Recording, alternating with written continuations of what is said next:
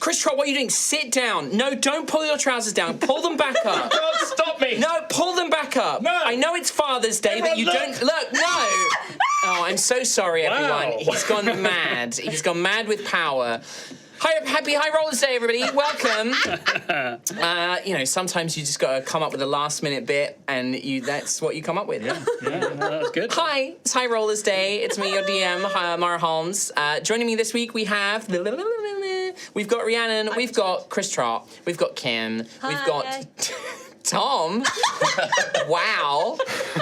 And Katie. Flying on in there. Why are you getting That was like... Bravo vibes? Yeah. Hang on a This is minute. a new look. Pretty good on this side, honestly. Jimmy Neutron. Biasura. Oh no, it's Jimmy Neutron. It's you.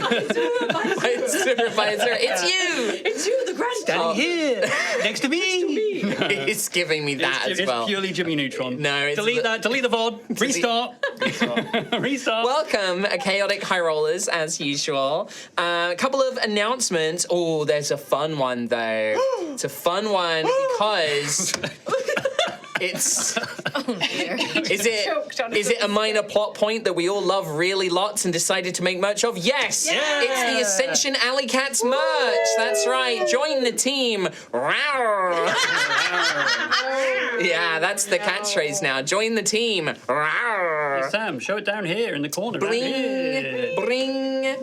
So we have the Ascension Alleycats merch. So the lovely Rhiannon did this amazing design, which we've now put on a shirt. This human. Lots of shirts. An actual human right there. Actual human. And you can get it on a wide variety of baseball tee, crop tee, tank top, and regular tee. Various colours. Did you just hurt your mouth? I lockjaw.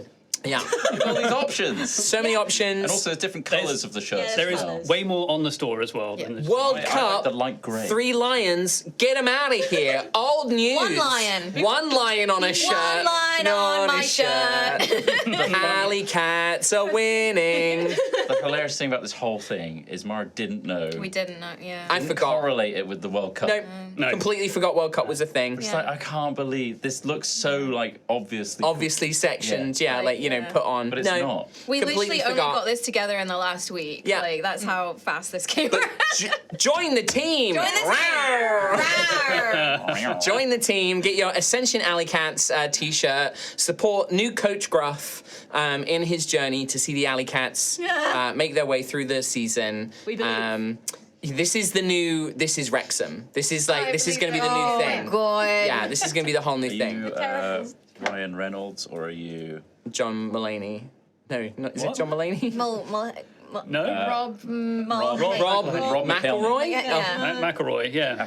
Griffin McElroy. I'm Ted Lasso. I think I've met that guy. No, I'm I met his Ted dad. Lasso. No, I met Yeah, his dad. Clint. You met I Clint. met Clint. Anyway, Ascension Alleycats merch. It's live right now. You can buy it right now. Go and check that out. Thank you, Rhiannon, for the lovely design. Thank you, Kim and Katie, for sorting it all out on the merch store. Kim did it. Kim did it. And yeah, Hit it. Tom Hit it. and Trott were also present, as was I. You were here.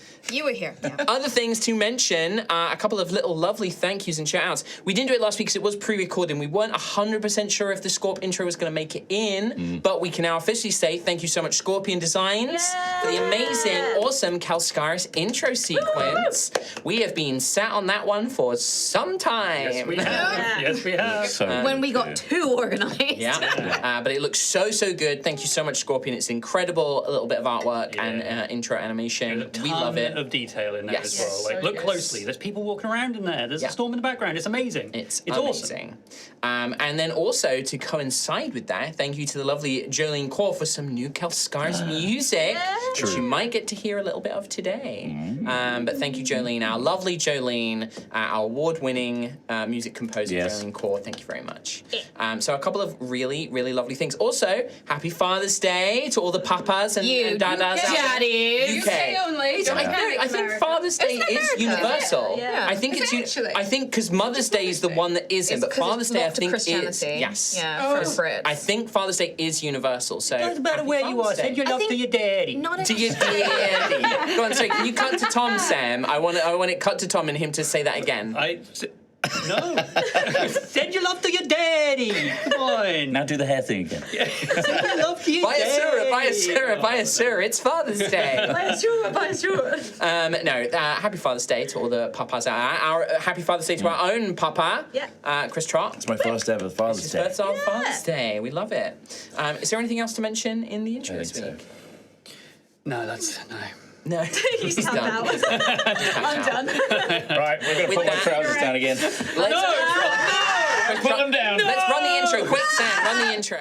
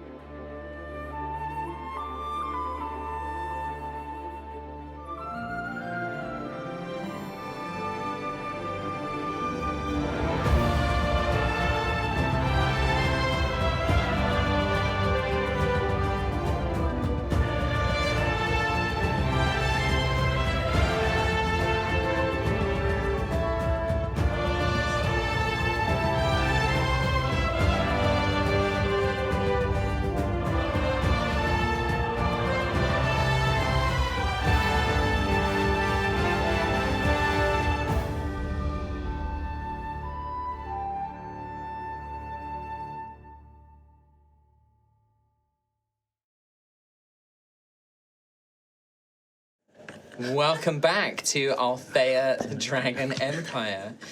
Our heroes finish their remaining business in Ashen's Rest before gathering their allies and using Gruff's transport via plant spell to reach the imperial city of Kelscarris. The spell opened a doorway to the Dreaming Forest, a strange place with spiritual creatures and otherworldly terrain. They met an unusual guide called Water Rushes Past Stones in the River, who helped them navigate this unusual realm, communicating in sign language and advising the group not to make any noise. With the guide's help and Gruff's spell to follow, they found another large tree within, and a glowing doorway appeared leading to the chilly district of Frosthill in Kelscarris. Here, they were briefly stopped by a pair of the Worm Guard, who wanted to get a record of the group entering the city before they immediately set out to find the Peach House and Sir Fording for the next part in Gruff's nightly quest. After stopping at a bakery, Gustavo's, they found the knight's residence, a former workshop turned orphanage where an aged dwarven professor was teaching a class of children.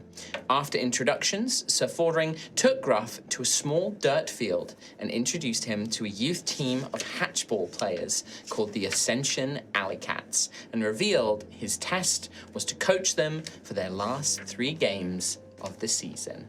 And that, my friends, is where we left the last session.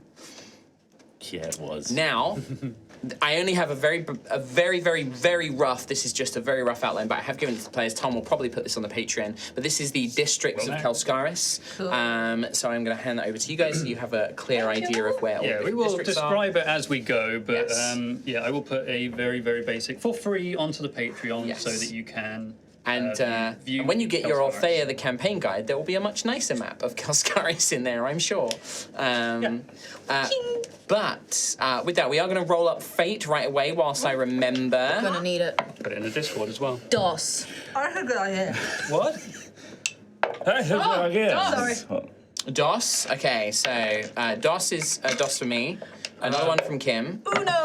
Oh, another one for me. Thank you. I got a 3. Oh, lovely. Ooh. Wow. Chris Trott. I got it's a all down 5. to you. Oh, there you go. Chris Trott's result. Mummy. And then Let's swear the Mummy. powers of Dad. a 2. Another one for me. Lovely. How lovely. A lovely 1 to 5. Always a pleasure. Literally only the dad at the table rolled well. Because it's Father's Day. Very nice. He's not listening. He's very busy. He's not. Very listening. busy. So, with that, Gruff, you stand in this sort of tucked in between the houses of the coil. Perhaps it's sort of like an open air space for people to come and, do whatever is needed in a large space. But there's this large field upon which very crudely painted lines have been formed. There are these tall, thin wooden posts at either end with a sort of hooped archway.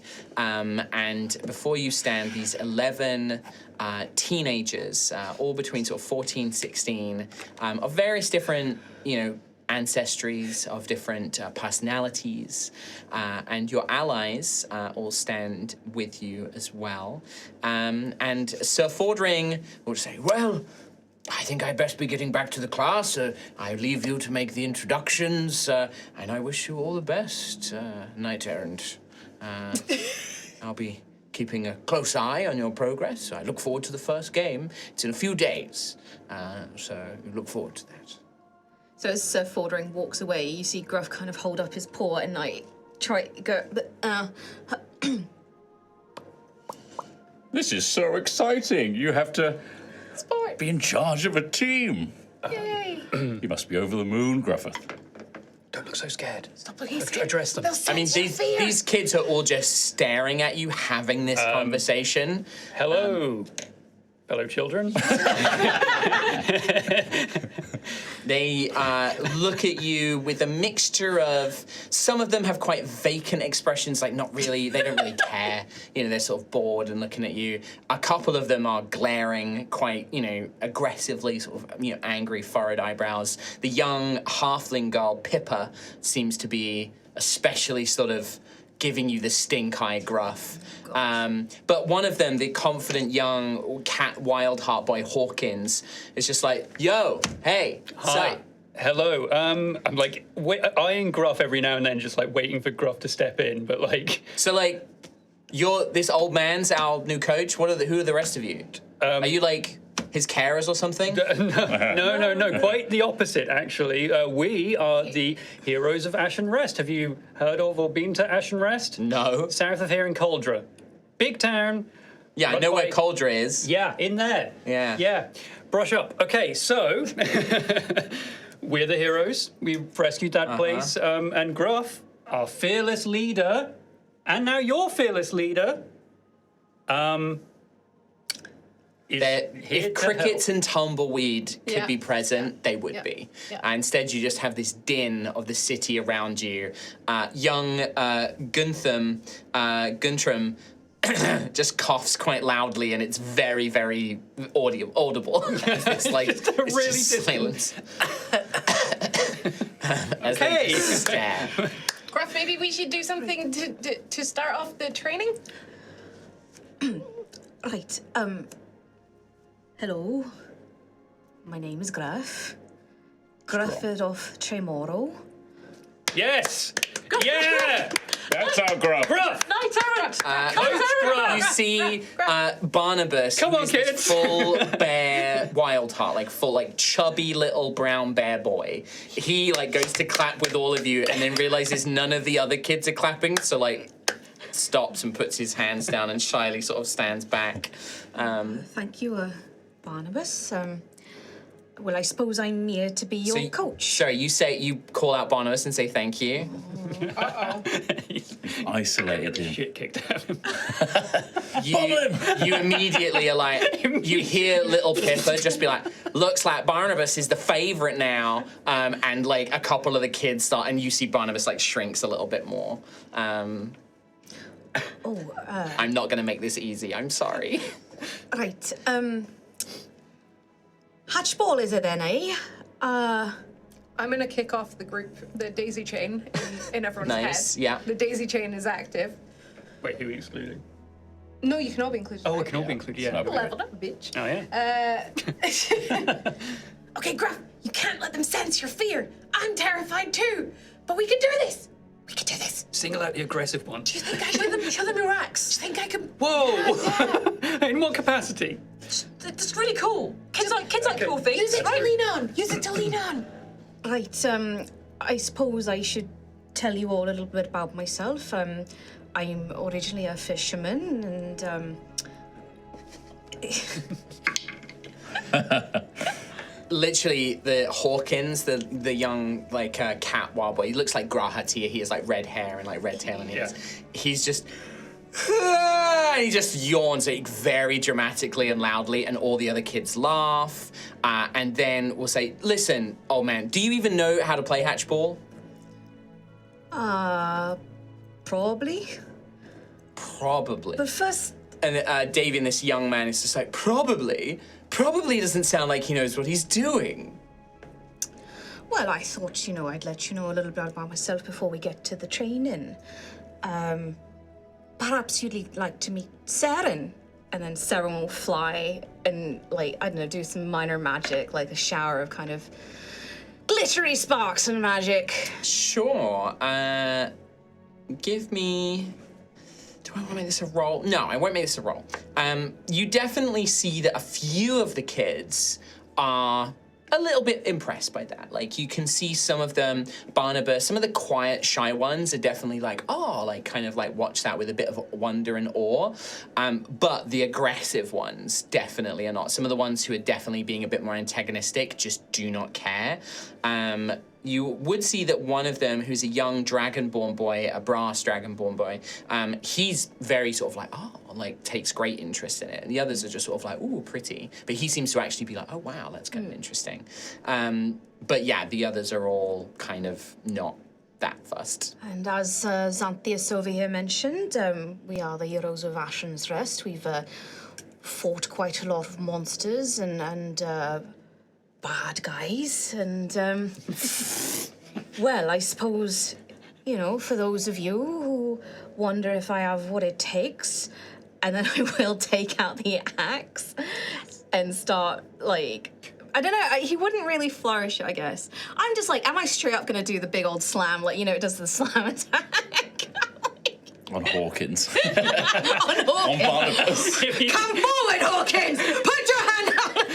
No. You gotta have what it takes, you just behead one. You gonna speak back to me?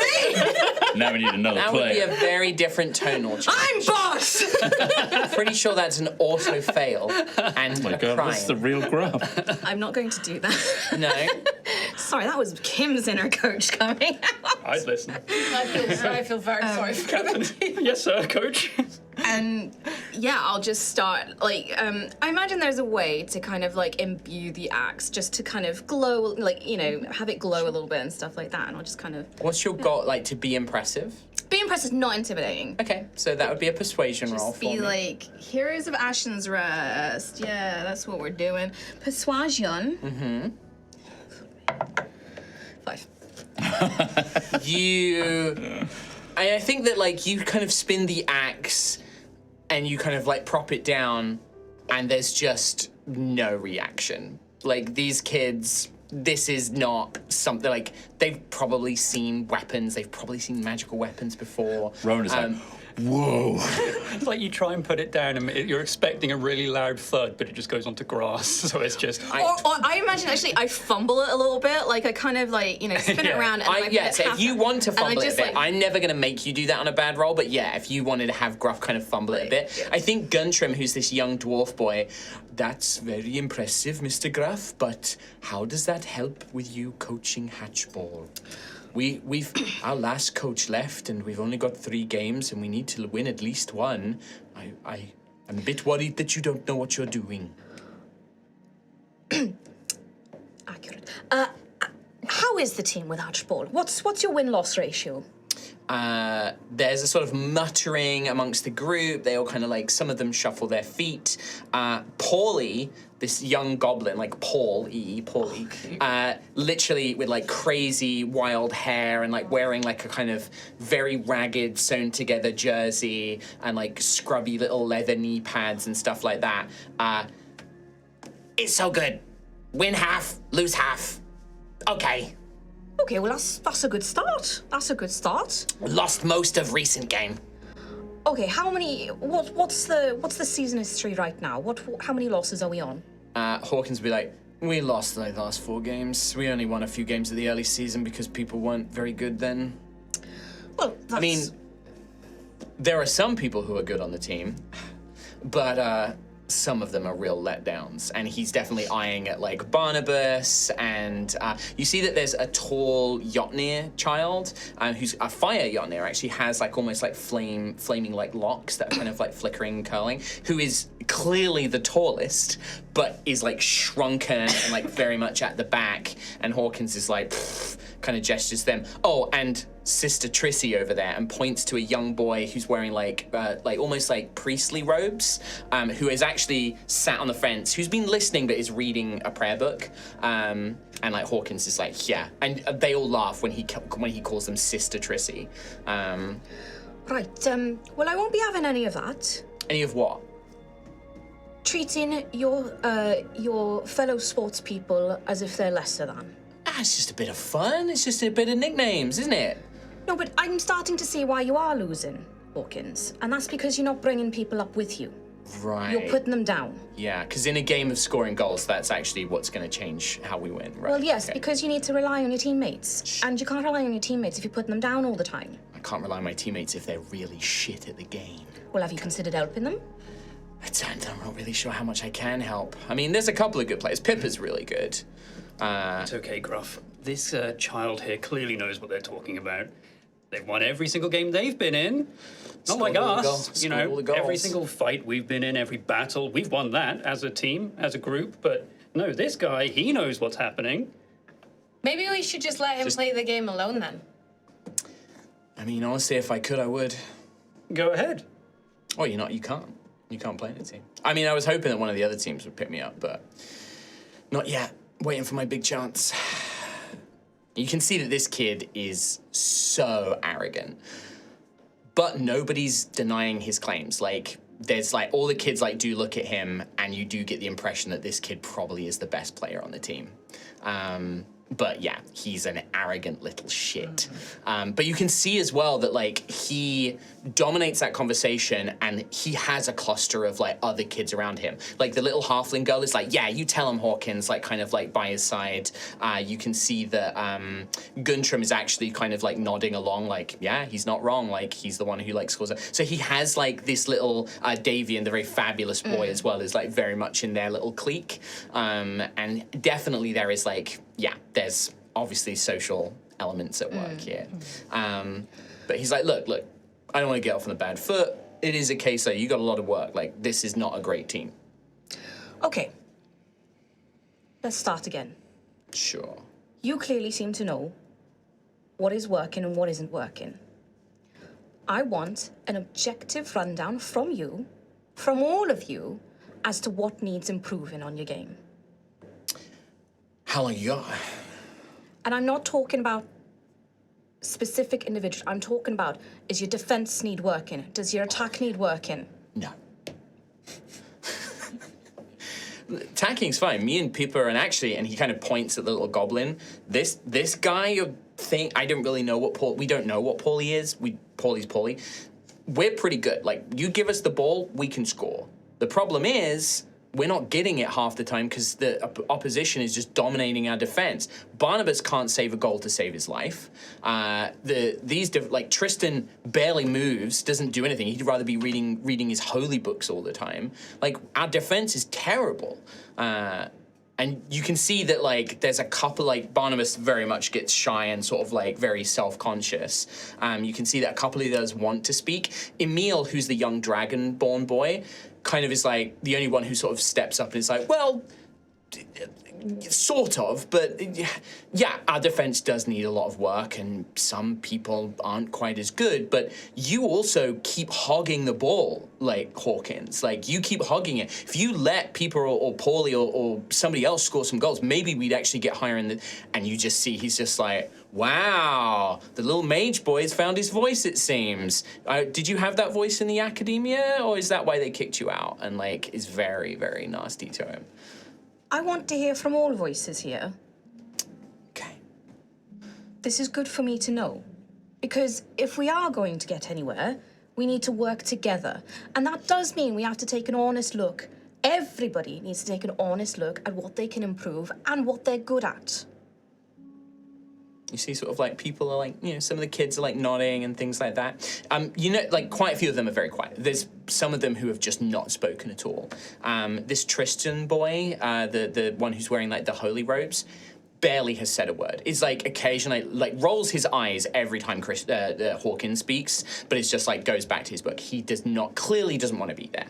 The Yotnir boy is like just very quiet, sort of stands back. You can see that he's actually more interested. He's like looking at like Daisy and Ophelia, and like he's like very like looking at like what's going on. He's looking more at you guys.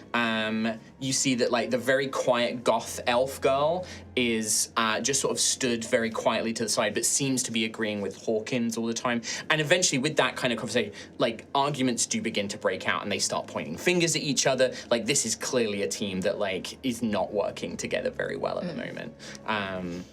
But yeah. They start sort of arguing amongst themselves, giving you guys like a little brief moment. You're doing great, Gruffith. Look at that. You've got them all talking to each other. I'm pretty sure that little one has a knife. Which one? The halfling peeper. She could do. Hey, Gruff, I really hate the talkative one.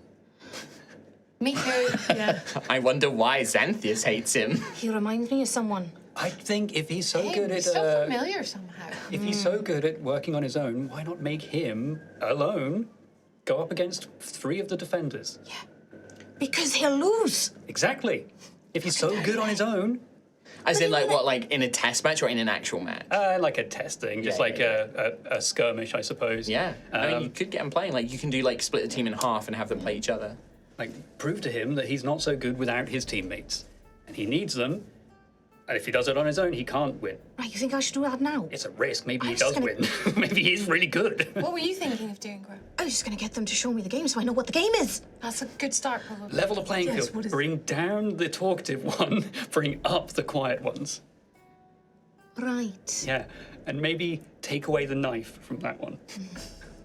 What if she knifes?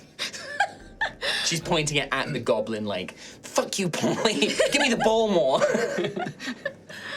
Okay, right, that's it. Come on now together. We've had our little fun and games now. Can you give me, to get their attention, can you give me either a intimidate or persuasion? 12. 12. It'll be a persuasion. You get their attention, but it takes a little bit of time. Like, you really have to be like, oi, come on. And, like, eventually they sort of, and they all kind of get back into a line and sort of, stop their bickering and arguing and sort of eventually come around, but it does take a bit of time to do. Right. I'd like to see you all playing the game of Atchball. Okay. Okay? Yeah, they seem to be amenable to that. Like, they sort of, like, nod their heads. A couple of them are like, oh, you see Hawkins is like, finally. And sort of begin arranging themselves. You see the cliques immediately, like, partner up. So the defenders who are, like, Hawkins' friends all go with Hawkins, and all of the other kids are basically on the other team, basically. And you begin to watch them play. I've got a little diagram again, it's very crappily handmade, but this is kind of what the pitch looks like. I don't know if the camera's actually picking it up because of the lighting. That's a pretty standard football It's pitch. pretty much a standard football pitch, but there's like a couple of like things. The key things that you very quickly pick up on: defenders can't pass the halfway line at all, and strikers can't go into their friendly like goal zone basically. So they can't like bolster the defense. They have to stay on these outskirts. The arches are on either side. They're actually raised up like arches on poles, so you have to throw. Like, this is not a kicked game. It's like more like rugby or American football, where the ball is egg-shaped and you're sort of passing it, throwing it back and forth with the team. And then you kind of begin to watch, and I'm not going to make you roll. Like, between the 5 of you, you pick up on the rules of this game. Pretty simple. Defenders in that can't, like I said, they can't move past a certain point. And basically, you can be tackled. If you drop the ball, it becomes in play, and the other team can grab it and pick it up, or your team can try and pick it up and grab it. They pass the ball between each other, and then they try and throw it through the arch to try and score a goal, basically. Tackling is very much like anything which is like too aggressive is probably not going to be allowed, but generally like grabbing them, shoulder barging them, most of those things are kind of allowed. And very quickly, Gruff, you would notice that like there are advantages and disadvantages to the different players. Like Peepa, the halfling, she's very, very quick, but if she gets hit, she goes down because she's only little and she can't take a big hit, right? The dwarves, very, very stocky players, can take a hit, but they're slow and they're not as good as the others at like moving very quickly. So you kind of start picking up on these different elements. Annoyingly, as Tom pointed out, Hawkins is very good.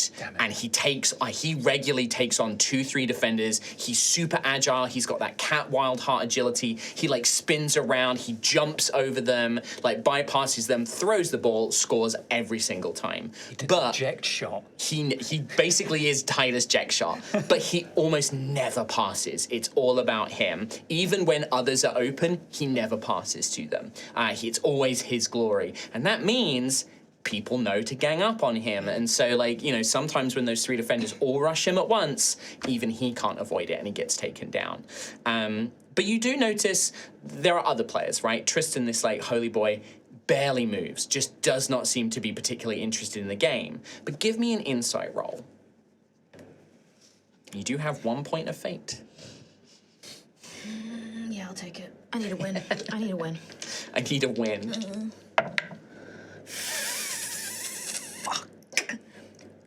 Okay. I rolled a 4, but I rolled a 6 on my fate. 10. What's your bonus? Plus insight 4, 14. 14. I would say I'm not going to give you everything on a 14, but I'll tell you this. You get the impression, like, I think it's like you watch the way he moves, and you know a little something about the church. They don't slack on physical education, right? If he's raised in the church, chances are that he's going to probably either become a priest or perhaps even a warrior, because they do need protectors in the priest. And he definitely is more physical than he's letting on. Like, he's more skilled than he's kind of giving away, but you're not sure in what way yet. Like, you can't really tell what he would be good at. You just get the impression that he's like, he just doesn't care, so he's not putting any effort in. But if he did, he could potentially be a really good player. You notice that, there's a couple of players who definitely you notice have some talent. I'd also like you, as you are doing a training session, I have an events random table. I would like you to roll a d8 for me, please. To see if something happens. Looking like 8. An 8. Oh, okay. I'm going to have you roll. Can you roll that again for me? I want to save that one, actually. 6. 6, okay. Okay, perfect. You see that, like, a couple of the players, Hawkins, like, bypass the thing, he throws a goal, and his friends will start celebrating. But the elven, like, goth girl, Athana, is, like, just not being part of it and is just really, really being glum and moody. And one of them is, like, little Pippa is, like, not Pippa, actually. It would be Gunther is just like, we did a great job. And he's like really happy and sort of like really celebrating it. And she's just like, shut up, Gunther, you don't know what you're talking about. There's nothing to celebrate here. And gets really snappy with anybody who's being really excited and happy. And everybody, it just shuts down the mood immediately. Like the mood just goes really dark and down. Everyone's like, jeez, Athana, yeah, way to kill the vibe. And she's like, there's nothing to kill, it's all just miserable anyway. Like, what are we even doing? Like, what are we even doing? We're just gonna lose. We're just gonna lose all 3 games. This coach doesn't even know how to play. And she just like starts kicking dirt and like goes off and sits on the side. And it's like, this is even beyond like just being a bit moody. Like there's something like just upset her. Okay. It seemed to be like the guys being really happy and excited has genuinely like upset her in some way. And it just kills the mood, and immediately they all start playing worse. Okay. Like, she is just harsh the vibes so much that everybody is now playing worse. But you do pick up the rules on the game, and you do begin to kind of see some patterns of behavior and stuff coming out. Is there anything you are looking for in particular during this session? I guess, like, this is sports, Kim. How much would Gruff think of this? Seeing if there's anyone who would perhaps suit a different position. Oh, okay. Like, are they just being a defender because that was just the role that was left over, you know? Sure, like, is there anyone who would actually be better as an attacker? Gotcha, yeah. Give me another insight roll. 19. 19. I'm going to give you 1. Guntram, who's the dwarven kind of slightly Nordic boy, you actually get the sense from his dress he might live in the Gildeye district. There's a lot of gold. There's like little embellishments of like jewelry that indicate that maybe he's actually he comes from a family of a good bit of money and stuff like that. And yeah, he's not suited to being a striker. Like, he's slow, he's not particularly good at passing. But what you would pick up on with a 19 is he's got a really strong understanding of the tactics and the strategy of the game. And when he kind of steps back, he spots openings, but he's just not quick enough to get there to do anything himself. So you kind of get the impression that maybe being a striker isn't good for him, and he'd actually be a much stronger defender. And being a dwarf, he's also much more sturdy. But you're not sure who you could replace him with just yet. Okay. So you'll need to figure out somebody else from who would be a good striker. But I'm going to say that this is all you can do in this training session. Yeah. This takes a few hours, right? Yeah. Like, you watch them play. What are the rest of you, like, while this is happening, I want to know what everyone else is doing. Just sat on a nearby bench with their legs crossed, just, yeah, throw the hatch. Down the hatch, more like. So Xanthias is just not in Day drinking, like, yeah. I don't know. Just. What I want to know is this like Xanthias like, I don't care about this, like, or is it like? I'm trying to pick up the game, but. Sports ball. Sports ball. Throw it forwards or maybe backwards if that's how it's meant to go. There is a lot of, like, you know, in football where it's just like passing, but it's sometimes a lot of that of just, and he's passed it to so-and-so, and he's passed it to so-and-so, and he's passed it back to so-and-so. I do, like... There's like an element of that. I love watching football, you know, but sometimes the commentators, I do love it when they just, like, they've got nothing to say, so they just list the names. Yeah. And that's it, and they're just like... Obisanya. And I'm just like, say anything. Yeah. Just say, like... Why don't you give me an insight roll, Xanthias? All right. I might do this for everyone. See what you pick up on. 14 plus... Minus. Is it minus? It is. Minus. Oh, no, plus 2. Oh, you must have proficiency in it. Have I got the right character sheet up? I do. You must have proficiency. Okay. 16. So one thing, I think this is like your pride and your, like, you know, living in Caldra for so long and everything else. They don't really have uniforms. They don't look like a team, right? They've kind of got like these grubby jerseys with like a faded. You can't even really make it. I think it's meant to be a cat face, but it's really hard to see. Okay. And they just don't look like a good team. Like and you know, they just look kind of grubby, and like they don't look after their kit. Like, all their shoulder pads and knee pads are all like dirty and worn. They look like that they've not really had like new kit for a while and stuff like that. All right. What's Daisy doing? Trying to work out how to make friends with everyone. So you're actively like trying to figure out like what they're trying like. to be like, I think Barnabas would be my friend anyway. I think that's fine. But I think that's a given, yeah. She's moody girl. Don't know what could make. Maybe Ophelia would make friends with her. Maybe she'd be good friends with Ophelia. She's just trying to figure them out. Sure, give me an insight roll as well like for Daisy. Natural 20. Natural 20. Yes. Friendship wins. I know everything. I will, on a natural 20, I was going to let you pick, if you got a success, I was going to say pick one player, and I'll tell you a way that you think you can get through to them, or like at least get on friendly terms with them. But for a natural 20, I'll let you pick 2 players. Goth girl. Okay, Athana. And shithead McGee Talkie Boy. Hawkins. That's the one. Okay, so you watch Athana and you saw her like have this like tantrum. Yeah. And you definitely like, she got really upset the second everybody was having a good time. And I think that there's something, I think maybe even you get a little voice in your head from Nim. I have seen something like this before. Those who have been, I feel that she has suffered a loss. She has dealt with something in her life that makes her now think happiness is something to reject. And you get the sense that, like, there is something about her, and you notice that she's half elven, and in Altheya, in the world of Altheya, remember that, you know, having an elven parent means having a once immortal, you know, like planar creature, basically. And that can be quite rough, like, to have that, navigate that world. And I think that you think with Athana, there's definitely, whatever her problem is, that would probably need to be addressed before she'll open up and like be reachable. Hawkins. He's arrogant, he's rude. You watch him, he is a bully in a sense. Like, he bullies quite a few of the others. He makes fun of them. But it's always the same things. Like, he makes fun, he like calls that, he says like they're a girl, like, oh, stop playing like a girl. Or he'll say things like, stop being such a pussy and stuff like that. But also, you can see that he has a real problem with this Tristan, this boy who's like from the church. And it's almost like he sees him as a rival, or something else is going on there, right? Like, because it's too intense. It's like too targeted. And you get the sense that like, yeah, he's very boisterous and he is confident. Like, you can't deny that. He's very, very confident. He's very skilled at what he's doing. And to his friends, he's really nice.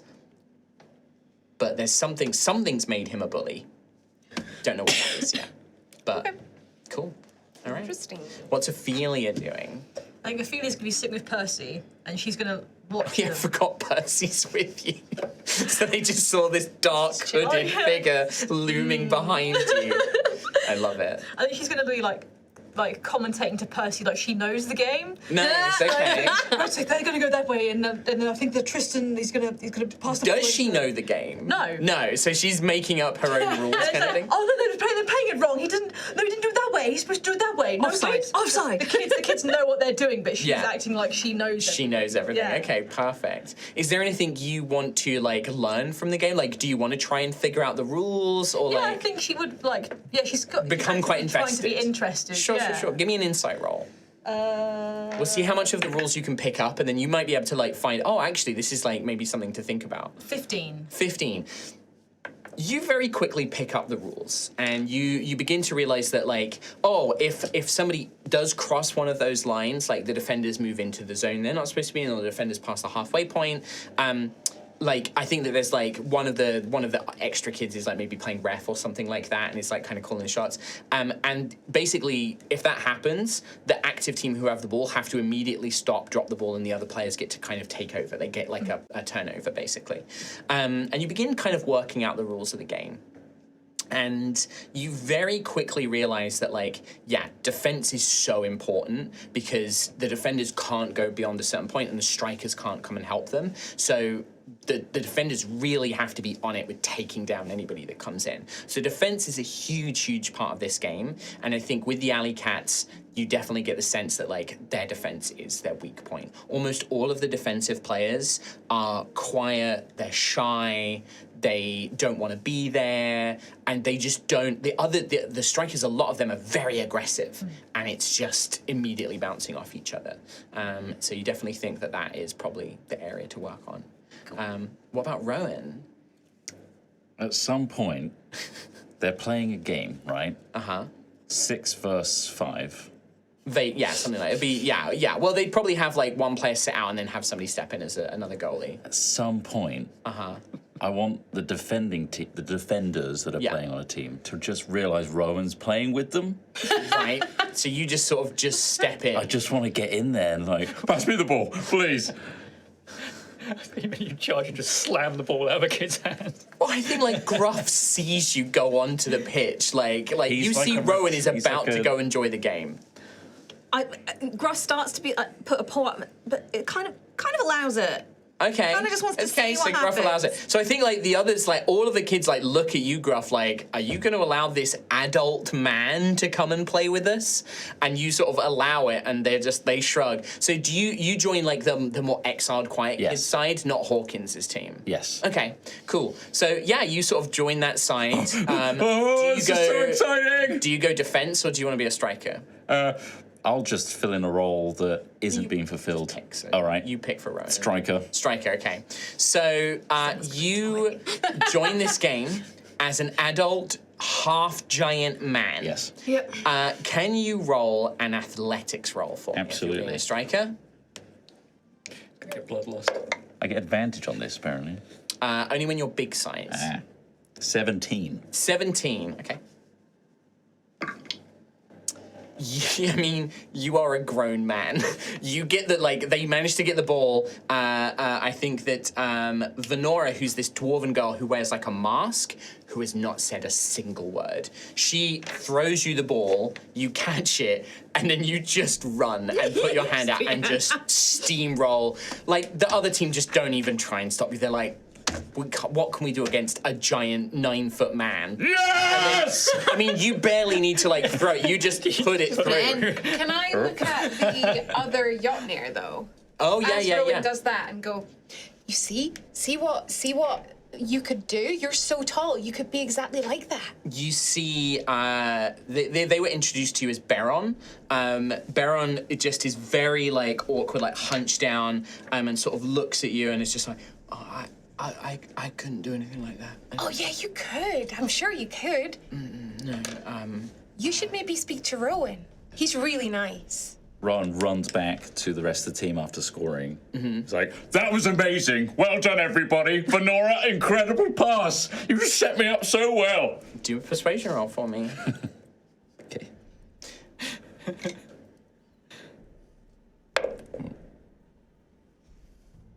16. 16. There's definitely, like, it's not the biggest impact, but you see this one, because you can't really see her, like, mouth. She sort of, like, nods and sort of, like, gives you a thumbs up. And the others sort of are like, oh, yeah, well done. But it's very subdued. Like, this is, like, the quiet, like, very introverted ones, and they're sort of like, great job. And Baron is sort of like, well done, Venora, and sort of, but doesn't want to, like, is so, like, awkward about their body and just sort of like, nope, don't want to do it. And you can see that they do not ever stand at their full height. Like, they're almost permanently shrimped, and just trying to, like, hide themselves away. Their hair is kind of long. It's kind of, like, brushed, like, half over their face. I would definitely say to you, Daisy, even without an insight roll, again, there's something there. There's some sort of something going on that needs to be delved into. But yeah, Rowan, like, you definitely come up, but you just see the other team are like, you're literally a grown man. What are we gonna do? It's cool, right? Yeah, go play in an adult team, dude. Does anyone want to play? We can make our own team. All of us versus all of them. Yeah, we'll steamroll. Woohoo! Where are we playing now? Oh, so we play adults now. Okay, cool. Good training, coach. We'll definitely learn a lot. Well, you are telling me that both that accent gone. Oh no. Okay. Oh, my name is Gruff. Well, you have been telling me, Hawkins, that you are better than literally everyone here. I mean, maybe you've outgrown playing your age group. Yeah, there's a big difference between being 16 and however old this guy is, but sure. Okay, sure. But they don't. I guess we'll just play out. I think I'm They 17. don't know how to play. They don't know how to play. Well, he clearly did. I mean, it's not hard. He got the ball, ran up, and put it through hoops. Yeah, I did. Hello, my name is Gruff. But sure, we can play all of you, I guess. And I couldn't have done it without Venora and that pass. I would never have had the ball. That is a good point. I mean, yeah, Venora, it was a good pass, actually. You know what? It was a good pass, yeah. Good. Doesn't that feel nice? That's nice. And I think that, like, you definitely get the sense that, like, that is a genuine compliment, and you see Venora sort of, like, goes bright red in her cheeks and sort of, like, doesn't really know what to do. Right. But maybe not. It's probably getting to the end of the training session now. Like, this has been a good few hours. Yeah. You get the sense that, like, these kids are getting tired, you know. Maybe not today, but, you know, just a friendly kickabout at a later date. But for now, thank you, everyone. That was really instructive. That was really good. I got to see your strengths. I got to see your weaknesses. I got to see where we need to work. But I also got to see what you're really good at. So I'll get together some thoughts, and next time we meet, let's try things a little differently. For the first time, Tristan, the young boy, is just like, Coach Gruff, when do you want us to meet again? The previous coach outlined a training schedule. When do you want us to meet again? The next game is in 3 days. Our next proper match. Be free now. 3 days. It's a few years. 3 days. But that would be in the evening. It'll be the evening. This would be a day. Oh, what a long day. Oh, right. Let's meet again tomorrow. Do you have lessons in the morning? Well, we're all from different schools. Some of them are here at the Peach House. I am at the Cathedral, and others are with their families or go to school in different districts. But generally, we meet in the afternoons after we've had our lessons. Okay, let's say tomorrow afternoon then. All right, very well. But if everyone could, I'd really like it tonight if you could go away and have a think. I want you to come back and tell me one thing you're really good at and one thing you want to improve. That seems reasonable. Well, I already know what I'm gonna do. Really good at everything, not good at not being good at everything. Same. I mean, hey, I'm pointing at there was one kid that was like the fashionable Davian. You. Yes. How long have you been wearing these clothes?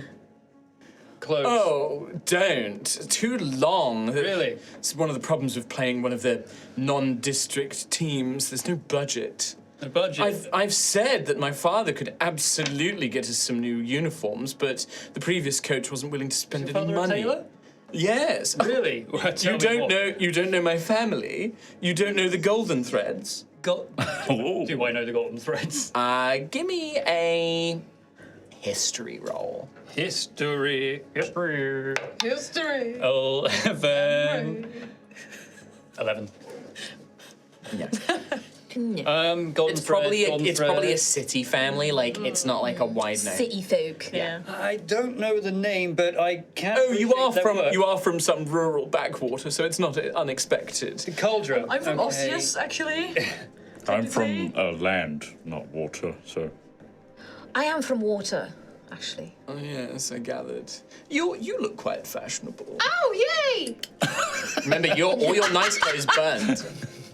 No, I didn't- replaced them. You didn't replace them from mists, though. I had rip protection on them. What am I wearing right now? You just got normal, basic ass clothes. Yeah, the Gruff shopping. Your nice clothes got ruined, dude. Don't look at me. Every time we eat. But yes, my father and my family, we own several fashionable outlets in the Cauldron, in the Burnbright district, and on the Ascension as well. And you just see all the other kids are like, oh God, you've started Davian off. Well, Gruff, maybe we should get some new team definitely. uniforms. Oh, I was more thinking for myself, but yes, team uniforms too. Team uniforms? Maybe. Possibly. Oh. Would your family have time right now to... Well, only if you've got the coin. As I said, you would have to fund them yourselves. There's no budget for the team. How much do you think it would cost? Well, you'd have to go and speak to Papa. All right, well, could you write down his details for me and I'll come and visit later Yes, today? I think I've got one of his business cards. Pulls out like a little like a very fancy little cardstock, golden threads. And is there a logo on what they're... Like, I know all their kit is faded, but is there... Now, there is, but it's so faded, you can't see it. So it would be, if you wanted to redesign it, you absolutely could. Right, it looks like a very badly drawn, cat face. It's not very good. So, is there anyone on the team who's a bit of an artist? Anyone? Daisy, put your hand down. Kind of team adjacent. I'm not affiliated. I'm going to spend one of my points of fate. I'm going to take that business card. So I'm actually going to add a d6 to it because Eggshell white, the embossed lettering. You're doing a full Jason Bateman. Natural 20 and a 6 on the fate. Okay. So you see Venora, the dwarf with the mask, a little bit emboldened by the compliment from Hawkins and from Rowan, sort of very, and this seems way out of character, raises her hand. Oh, right, Venora, wasn't it? Hello, pleasure to meet you. I was wondering, would you be up for redesigning the logo? I can't really see much about it. I could try, but it's this very muffled from behind the mask. I don't really know what to do, though. But I could try, but it would... I wouldn't have a lot of time. Probably not for the next game, but maybe the game after. Okay, well, if you want to bounce some ideas off someone, this is Miss Daisy, your support coach. Maybe Support coach, yeah, titles! Yeah! Maybe you two can work together. Okay. I have some art supplies that I can... You're an give you. artist? I dabble for fun. Oh, me too. I'm not like a proper artist. I don't go to like art school or anything. I don't go to the academia. That's but not. Daisy, I like to draw show for them fun. the statue that you drew recently. I did draw this. This is a. And it was pretty good, right? Like, it was a really good good replication. Like, Venora's like, eyes go wide. It's like, oh, wow, like, your pencil work is really good. It looks really nice. You found a buyer? No, we just got here. I know. Maybe they have a lot of money. I don't know. Well, I have art supplies, and if you have any ideas. I'll try and think of something. But remember that it's just about the fun. Doesn't need to be perfect. Okay. And they sort of nod, and you sort of like, and there's like I think like the idea of like a lot of people start talking to Venora, like, you should do this, and like Pippa's like, it should be a lion with like blood on its teeth, and it should be roaring, or like maybe like a jaguar, and like starts like getting like but really aggressive, like, and it should be ripping out like the throat of something else to show how strong we are. Yeah, that. Exactly. Yes, good. I like the blood. And then some of the others are just like, Davian's just like, no, what about my beautiful? I have a lovely, very pretty cat at home. We should use her. She's got such a lovely face.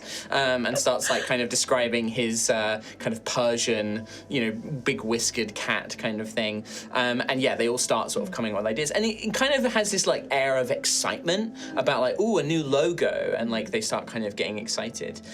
You do also notice that as this is wrapping up, other adults have started to appear. And it looks like it's like they're their parents who have come to like collect them. You see that one of them arrives with a bit of fanfare from amongst the kids as a big, very overweight now bear man. It looks like he looks like he would have once been in great shape, and then he's absolutely let himself go in the last like decade. The kids see him and they start chanting Brackus, Brackus, Brackus as like he arrives, and you can see that like he's wearing a hatchball jersey, but like of some other team. And he's like one of the other like kids teams, or like no. Like you get like an adult team, but he like starts flexing and he's like picking. Screw you, kid. And there's like a little bit of fan culture, and like you kind of like he comes up and he's like, hey kids, blah blah blah, like blah. How's practice today? And then he goes up to Barnabas like, how many did you let in this week, son? Ha ha ha ha, and like starts laughing. And he's just like, oh, I tried. He's like, no, I know you did, son. You're a what's it? A Bjornbold. You're a Bjornbold. You're gonna do your best every week, right? And he's like, yeah, I tried my best, Dad. And he's like, okay. Oh, you must be the new coach. We heard that there was going to be somebody new coming in. Oh, hello, my name is Gruff, Griffith of Tremor. Oh, Brackus Bjornbold. Pleasure. And he's, you get the sense that, like, he was strong. Not sure if he's that strong now. Like, he's definitely older. Like, there's graying around his muzzle, but he's still keeping up that, like, champion. And yeah, you get the sense that, like, this guy is, like, a former, like, hatchball star kind of thing. Like, he was known in the city as, like, one of the premier kind of players. And yeah, he picks up Barnabas. Doesn't stay for too long, like, definitely is, like, makes excuses to leave quite early. You see some of the other parents. Pippa's dad arrives with 7 other halfling children, and is just like, right, hello, Pepper, come on, and like they'll gather up and like go on their way. And you see like different families. Some of them don't have parents. Some of them are orphans who live and stay at the Peach House, like Paulie. But some of them arrive as well. Tristan is actually collected by a sister, a nun of the church, who comes along and sort of like, how is it? Yeah, it's very good, and sort of like leads him away. Very quiet, kind of keep themselves to themselves. But yeah, you kind of see their parents come and go. Maybe a chance to get to know them in the future, but not this time. Does Damien's father appear, Papa? Davian's father doesn't appear. His big brother comes to collect him. But you notice that he calls him Junior. He's like, oh, hey, Junior, blah, blah, yeah, like, blah, blah, and begins chatting. He doesn't have the exaggerated accent. He's a lot more down to earth. And you hear probably Davian like, Father didn't wish to come by then? He's like, no, he's really busy. Sorry, man. Like, come on, let's get you home. Like, we'll get dinner and stuff like that. We'll grab something on the way. Dad's not going to be home again tonight. And he's just like, oh yes, of course, yes, he's very busy. And like begins sort of making his way off. He's going to be busy soon as well. Buying me some new clothes. And with that, you are left with an empty field after day 1 of practice. Oh, well, that was well coached, Gruff. I've seen a few coaches in my life. I haven't, but I think you really coached them. Some hatchball. That's really good. Yes. Gruff's just like got a 4,000 yards. Like he's just like everybody's gone. All the children are gone. Okay, and he just sits down in the middle of the pitch. It just 10,000 yard stare. There must be so much going on in there. Strategizing, coming up with different dynamics. If I made the team or not, I don't know yet. I hope I impress Gruff. Hey, what are the rules? Oh, it's... I was watching. So you have they start in the middle, and then the attack team runs forward, but they can't go into the box. The attack team can't go in the box. That's for the defense team. Oh, this thing? Yeah, they can. So they can on the opposing team, yes. But they can't go into their own friendly into one. So they can't like bolster the defense. But the strikers are the only ones who are allowed to go into. So the strikers go forward. They go into their box on the opposite side. Then they try and score a goal. So you've lost me already. It's quite simple, actually. Yeah, but What? sports. Well, it's a bit like it's quite similar to being in a fight. Oh, okay. I've done that. Yes, we've done a lot of that, right? So we have the magic users. They tend to be, towards the back and, doing long range. And then we have myself and Gruff and Rowan. We go forwards, and we intercept, at the front of the team. So Hey, maybe we just show them a mock battle. we just fight the children. We're one of them maybe, but not all of them. Oh, we're not fighting the children. No, because we demolish them. But we work so well as a team in that scenario. So I thought there's a one-to-one sort of, Ophelia, comparison. did I hear you talking about fighting children? I thought it would be good for teamwork, since we're such a good team. We don't need to work on our teamwork, though, and we probably shouldn't do that to children. Unless. Think about, we'd get kicked out of the city. Oh, Yeah. I have things to do. Gruff, they're talking about beating up the kids. No, they aren't. Would that help? Maybe. One of them could do with the punch, probably. I'll do it. No, you'd knock him out. Yeah. Daisy, I am so far out of my depths. So are we all, but it's fine. It's okay. Why did it have to be children? I don't know anything about children. I don't know how to talk to children. All I do is drive children away. It's worse. They're teenagers. Yeah, they I are the managed worst just fine. kind. I'm working up to that. I was a really bad teenager. I wasn't. Well, I think I did take some notes on what some of the kids, and how they behaved, and maybe how we could try and win them over. How? Well, Fight them. no, Oh. no punching, but Not yet. just how Athana, it seemed like she's got some stuff going on. I might try and give her a little talk tomorrow. And then Hawkins, I don't know. I think that he feels the need to be very, very masculine and powerful, and he seems to have a problem with Tristan, because Tristan seems like he's the one that could actually do as well as him. So I don't know if there's something we can do there. Barnabas, I was just gonna try and bribe with pastries. I'm gonna be so honest. I think that would work. That would work for me. It would work for me. They seemed really excited about the new outfits as well, new costumes, new clothes. Yeah. That's a really good idea. It seemed to get them bonding. I might go check out Damien's Papa's place. All right, I'll come with you on that. I won't lie, there is an ulterior motive. I need to get out of these rags. I bought those for you. Gruff has got Remember, those Gruff for bought you those from like the common retail. Wait, I'm wearing those? What the fuck was I wearing before you bought those? What's Tattered, going on? burnt rags. Yeah, they all Tattered fell rags. apart. Oh, this one's Exposed your welcome crotchet to arm. wave meat. And I took you shopping and I bought you that. Yeah. You do remember that meat on Do you see what I mean? It says what? Because it's cut off. It says welcome to wave me, but it's all bent away, so it just says come. Come meat. He's gone. We're all gone. That's like a real silent table. You know it. Fan artist, get on When that. you met your brother, that's what you were wearing. It said come me No, then. no, as you well. bought him the clothes before you went to fire.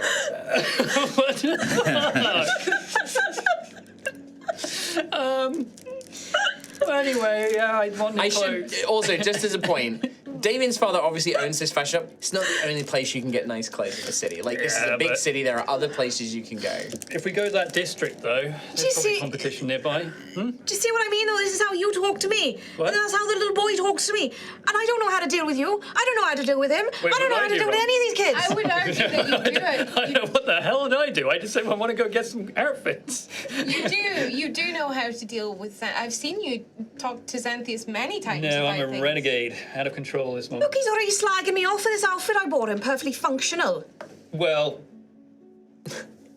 Ophelia. That's gratitude, that is. He said I was very need to do something fashionable, about so this. Yeah, it's not Xanthias. It's nice. It looks comfortable. And it looks so breezy. Breezy. So lightweight and Breezy. breezy. Is it Which is because it's got a hole in it right there? It was that or you met your brother in the come meet shirt. Exactly. We couldn't have you walking around in that. That wasn't exactly appropriate, was it? No, it wasn't. No, and I didn't realise it was a thing. Hey, everyone that did fan art of that battle, and which there was many, by the way. No. We've made it clear you had other clothes for that battle. It was before that battle. You need to update it now. Apparently, I was wearing nothing at all. No, I keep a track of when your clothes are destroyed and when you buy new I thought I ones. bought rip and tear proof. No, They got ripped. there's no such I thing. think, did you not have mending? You tried to mend. I'm going to the wiki. But I need to get a dress anyway, so maybe it'd be a good We do actually Yeah, see we'll the head to world. the. We'll head to that region, that district. There'll be clothes there. Plus, we get to see some of the Kelscarris. I mean, well, soon we'll see some of the nightlife.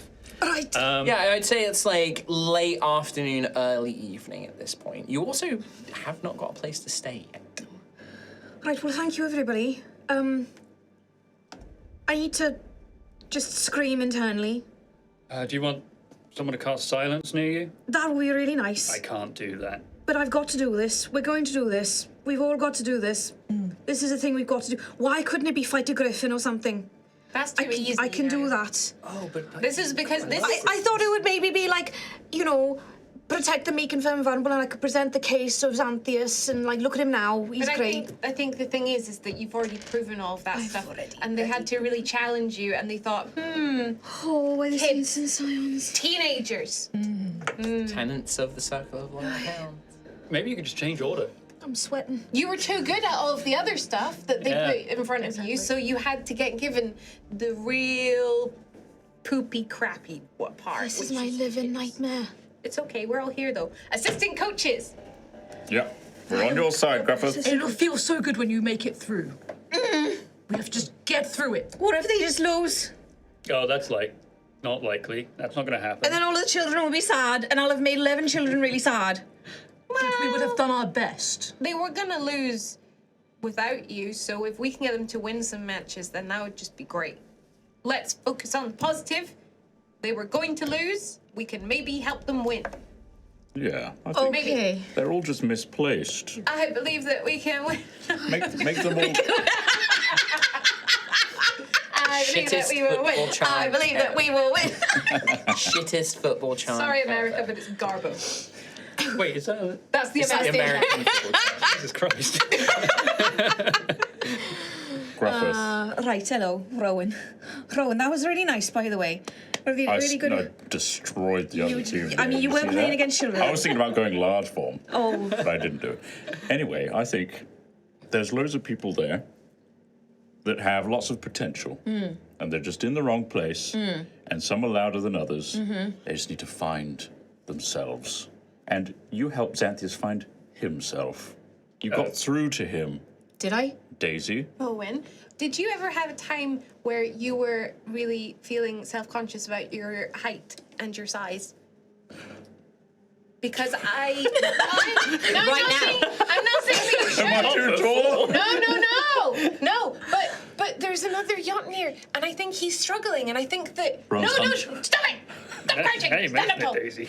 No, I'm saying because you're so nice and tall and great that maybe you'll make them feel better. Oh, well, I can understand it. Like, if you're born in the city versus me who was out in the trees, roofs weren't ever a problem for me. But having to conform and stoop down all the time, yes, and just be in the way. Maybe that's got them feeling a little bit insecure. And I think you could help. I could definitely speak to them. I think we just need to find these, like Daisy's been analysing these people. I must make friends. Have real heart-to-hearts with them. Get past the teenager veil that they all put on, the bravado, And I think and get through to them. Pastries will probably just solve the problem, yeah. Then they'll also have If more in doubt, energy food. temporarily to run about, so I think it's a win-win. Right, so Daisy, you're in charge of nutrition Sugar. and morale. That's a great idea. Put Sugar! Daisy in charge of nutrition. Sugar! And it'll work for like 20 minutes. Yeah. And then they'll die. How long's a match? Barnabas might just collapse. Yeah, okay. I should be very clear. Barnabas is very chubby. Like, he is a rond boy. Full of chocolate. He's a little bit German chocolate boy from Simpsons. Okay. Don't make me run, I'm full of chocolate. There's a little element of that. Okay, right. We've got this. Teamwork, together. I take the lessons from what we've had. Teamwork. Don't treat them like children. Don't punch the children. Okay. Yes. Treat them like people. Treat them like adults and don't hit them. I think those are the two main things we should probably go for. We've got this. Well, And we'll then- be seeing them tomorrow, so... Last thing, can I try and shoot a hoop? Oh, you want to try and, like, actually score? Yeah? So it would be an All this athletics insecurity check. just behind your shoulder. Yep. Athletics. Yep. As he walks away from the pitch for the night, just over the shoulder. Shoot the ball. Are you doing it over the shoulder blind, or are you actually doing, like, a normal throw? I feel like this whole time we've had this conversation like nearish to one of the goals, and I've had the ball in my hand and Yeah, I've just yeah. been nervously like So the throwing ball, around, imagine so- like an American football, but instead of the it has like sort of like rounded spike. They almost look like spikes, but they're kind of rounded, so they're not like impaling. But so it looks more like a dragon egg. So it's kind of got like these nodules on it, kind of thing. Okay. It makes it easier to grip. Yeah, so just end of the conversation, he's just gonna throw it. Yeah. I'm not gonna use fake because this is gonna be raw talent. Raw talent, athletics, 18. 18. No one to defend it. Sails straight through. No one to Daisy defend jumps it. in front.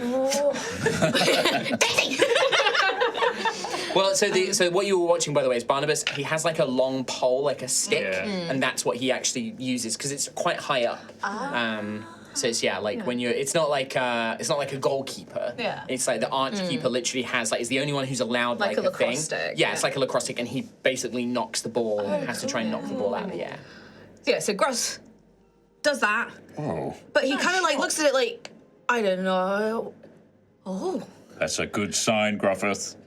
maybe it's gonna be okay. It's gonna be okay. If you had rolled like really badly, I was going to have you throw it through a window of a nearby house. The orphanage. No, like somebody else's random house, and then you would have got like an angry. Bloody kids. Yes, the kids. We would just run. So my question is, it is approaching. It's that sort of like 6 p.m. But this is in like quite a late period, like the beginning of sort of like middle autumn. So it is getting dark, and the city is beginning to glow. Like buildings are beginning to light up. The skyways, these kind of floating highways, all have like underhung lighting on them as well. And the whole place is beginning to illuminate and glow. But it is getting on with the time. You may have some shopping you want to do. You may want to try and find somewhere to stay or go visit, do whatever you want to do. But also for Ophelia, there is the Ossean Embassy here.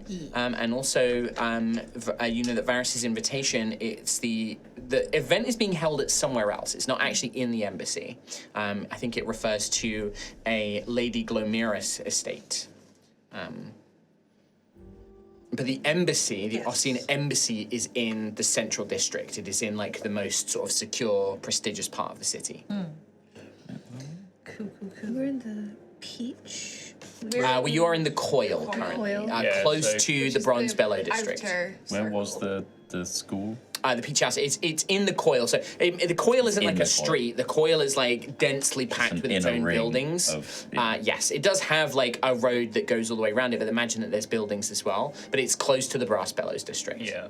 So for podcast listeners, there's 3 circles in the centre of Kelscarris. The Coil is the outer circle, and then all the other districts are surrounding that. It's like a target. Like a dartboard. Dartboard mixed with a Trivial Pursuit piece. Yes. Is there an address on this this business card? I don't think there is. I think it just says can be found in the Burnbite district or the Path of Ascension. It sounds like there are maybe multiple. Okay. He's got multiple stores. Franchising. Also, is there I've forgotten the word for it, so I'm going to say shut-off time when people aren't allowed outside. Curfew. No. Like, there are definitely... most businesses will shut, but, like, restaurants, bars, taverns, they'll all stay open till quite late, and there's no curfew in the city. Okay, cool. This is, like, a proper big metropolitan, like, city. Overnight guards. Yeah, it's maybe not, like, a 24/7 kind of town, but, like, there will still be people out into the early hours of the Okay, cool. Okay, well, we could head to this this place for some clothes now, or I mean, we probably might need to look at somewhere to stay. So, any ideas on that? Where's Embarissa? Embarissa? Yes.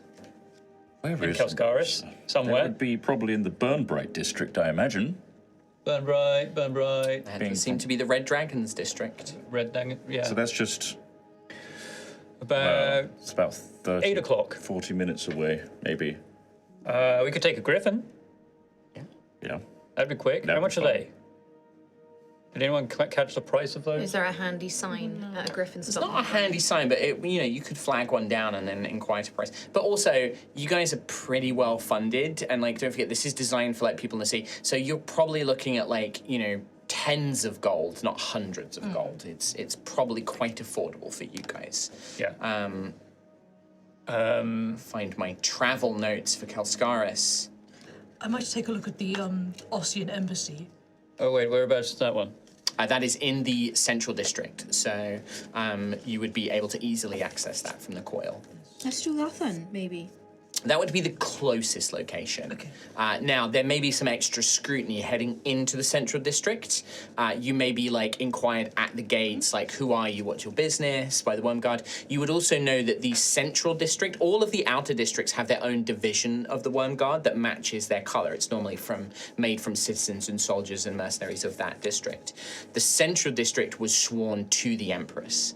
Now, obviously, there is no Empress, but they are basically the kind of neutral head guards of the city. They're the more elite guards as well. The Central District is where the greatest of the Worm Guard basically serve. Kind of think of like the King's Guard in Game of Thrones and stuff versus your sort of average city guard kind of thing. But you have a letter. You also are an Ossean diplomat. You're all heroes. You are favoured by Duke Ignarius. I'm sure that throwing that name around, you're not going to have any trouble getting in, but it's definitely you're under a bit more scrutiny inside the Central District. Just to show face, maybe I can see Varis and just let him know that we're here. Oh, let's do that. Could do. Yeah. Can they let us stay? I don't know. I mean, it is the Ossean Embassy, perhaps. Ophelia, you would definitely be allowed to stay. You don't think your friends would be allowed to. But I want to stay with all of you while we're here, so I don't want to risk us getting separated. Let's not ask Varis for a place to stay. That's not the first impression we want to make here, right? No. We're just showing face, letting him know that we are present within the city and that we will be on time. Okay, what sort of an approach are we doing? Are we doing, what do you want us to do? Do you want us to be ourselves, or do you want us to be Be yourselves. Be your wonderful, fabulous selves, of course. I wouldn't want you to be any other way. Am I pushing him down some stairs? No, that would go down very badly. Right. As badly as probably fighting children. Oh, okay. Okay.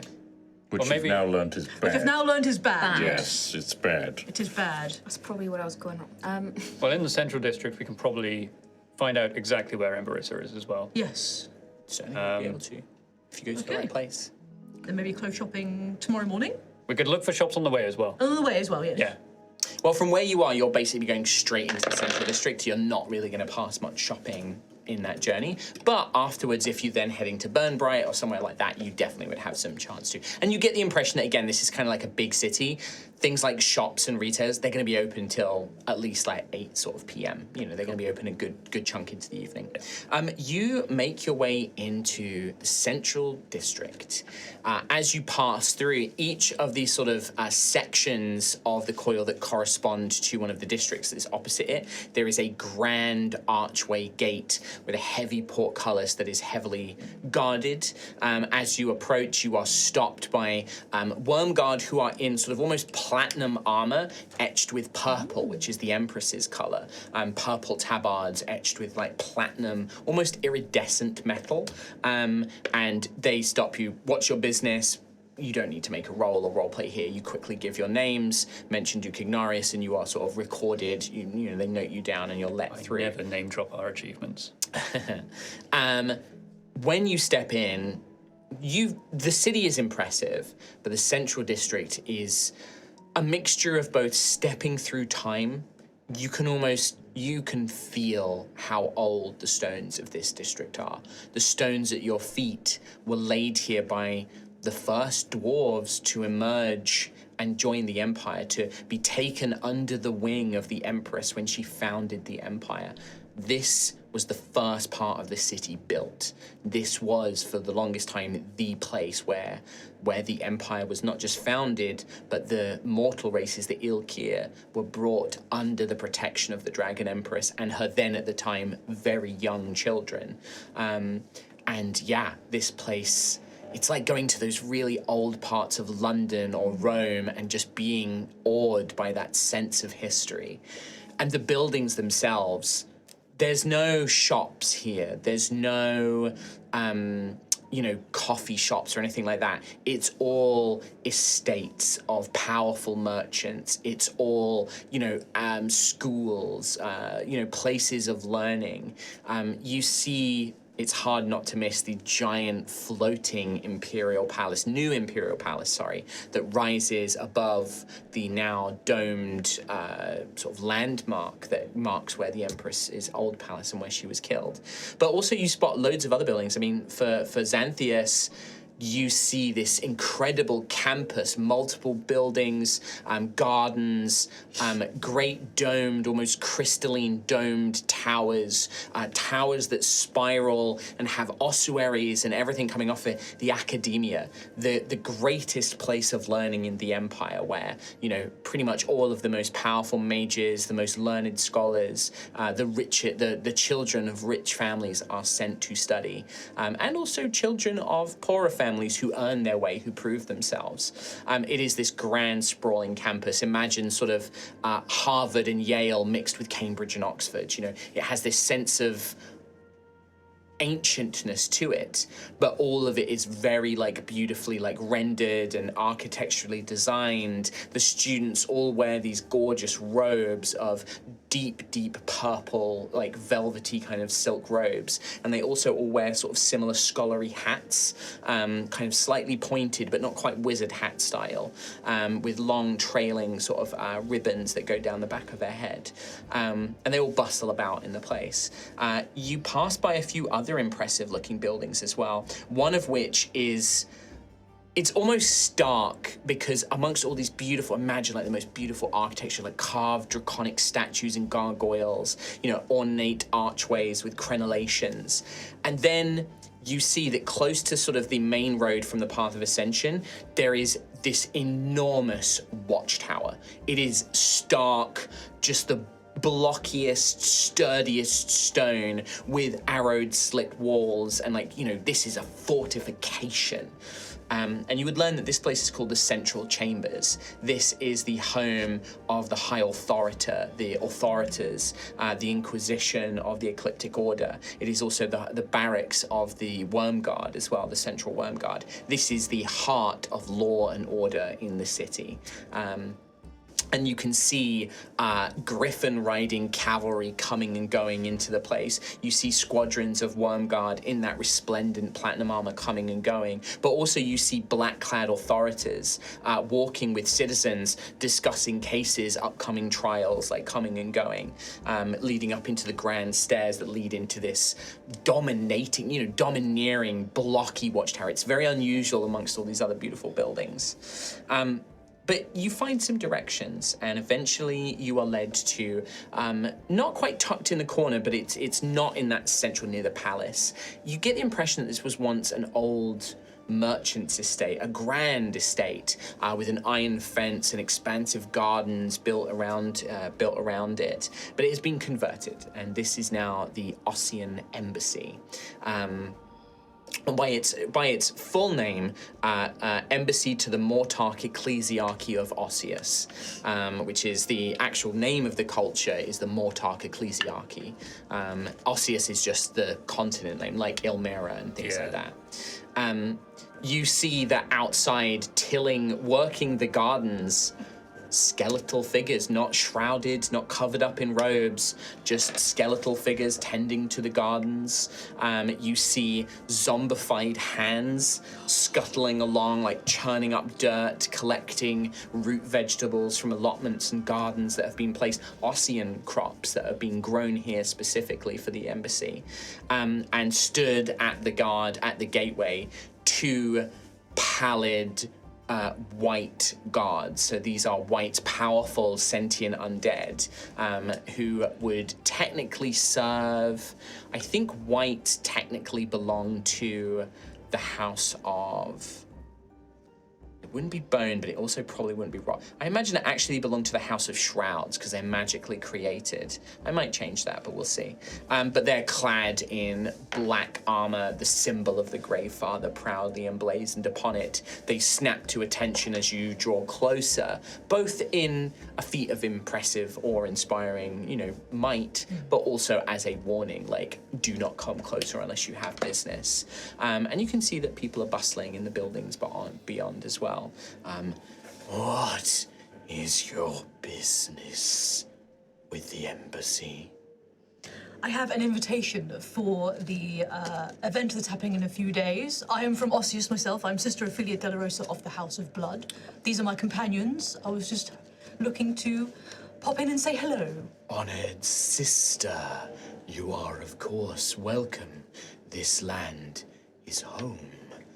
Your companions are permitted inside, but you are responsible for their actions.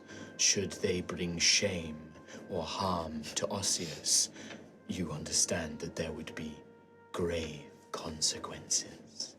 I understand. That's very funny. Of course. Well, welcome, sister, honored sister. Thank you. And the gates swing open magically. They do not move them themselves. They just open at some mental command. And these two figures, their glowing, pale blue eyes just continually staring out as you step your way inside. Percy, you may derobe if you wish. Thank you, Mother. And takes off the robe, revealing the skeletal armored form. It's just naked under there. He doesn't have his armor because you haven't had new armor made for him yet, have you? You requested it. I did, yeah. Yes, so he has his chainmail and gambeson and things like that on. But yeah, he now just resembles a skeletal warrior.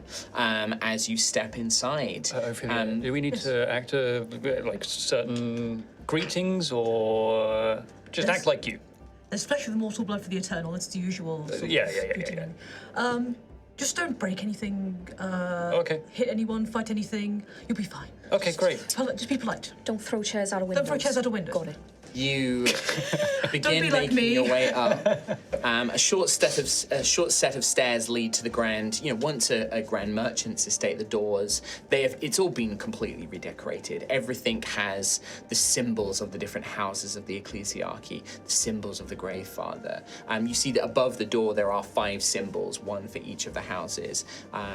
Perhaps to your frustration, the House of Bone is prominent and central, the House of Blood next to it, along with the House of Rot, and then the 2 other houses on either side.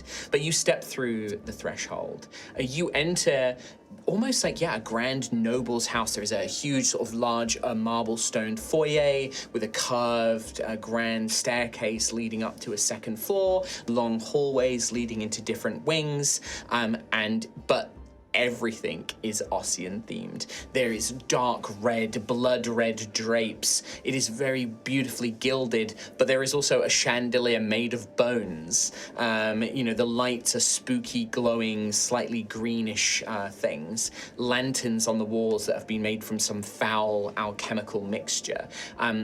You are briefly shocked as you notice, literally floating up through the floor, 3 ghosts in conversation as they float and make their way up into a different part of the embassy.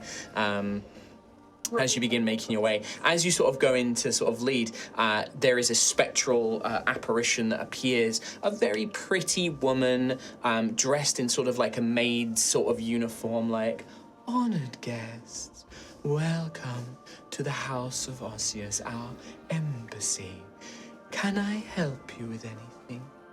Hello, yes, I am Sister Ophelia Della Rosa of the House of Blood. Honored sister, welcome home. Thank you for welcoming me. I was wondering if Brother Varis Evernight was in. I'm attending the event in a few days and would wish to just have a quick hello, if possible. Most certainly. I will see if I can fetch him, but I should inform you, good sister, he is now Father Varis Evernight. He has been promoted thanks to his work here. He's a dad. I would not wish you to Happy Father's Day. misrepresent yourself. Of course, yes. I've not heard from him in some time, so my apologies. Of course, you need not apologize to me. I merely wish to keep you informed and ensure that the House of Blood is on good terms with one another. I will dispatch and attempt to find the good father and inform him that you have come to see him. Please enjoy the lobby. Would any of your living mortal companions care for refreshment or nourishment? Would you yourself care for anything? Oh, I would love some nourishment, please. Of course.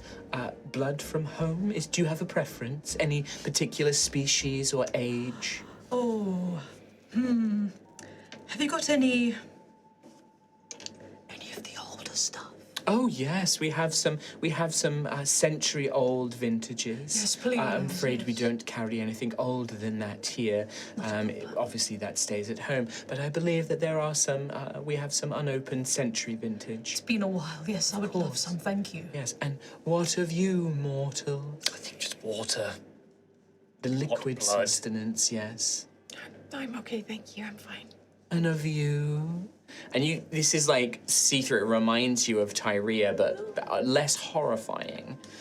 I feel like Rowan needs to make a con save because he feels faint. Sure, make a con save for me. We'll say DC 15. 10. You faint. Masood, does someone catch you, or is Gruff gonna try and catch him? Yeah, what would I roll? I don't think Daisy and Xanthus. Hands up. I'm not getting under that. What would the roll be? I'd say you can just do it. Okay. You're Gruff. I think it'd be like I see his eyes. He's been like, swaying, and then like, oh. Is your mortal companion well? I think he's just a bit overwhelmed by the generous hospitality on It is display. common amongst the mortals here. Yes. Well, there are sofas and chaiselong if he wishes to lie down. I will return I will send others to bring your nourishments. Thank you. And she just disappears into nothing. You're gonna have to help me. You're gonna have to help me get into the sofa. Okay, I'll try. Drag him to the fainting sofa. I mean, they're literally like lined up against the wall. There are like these long fainting couches. Fainting couch. That's what a chaise-longue is. Yeah. Yeah. Guess it is.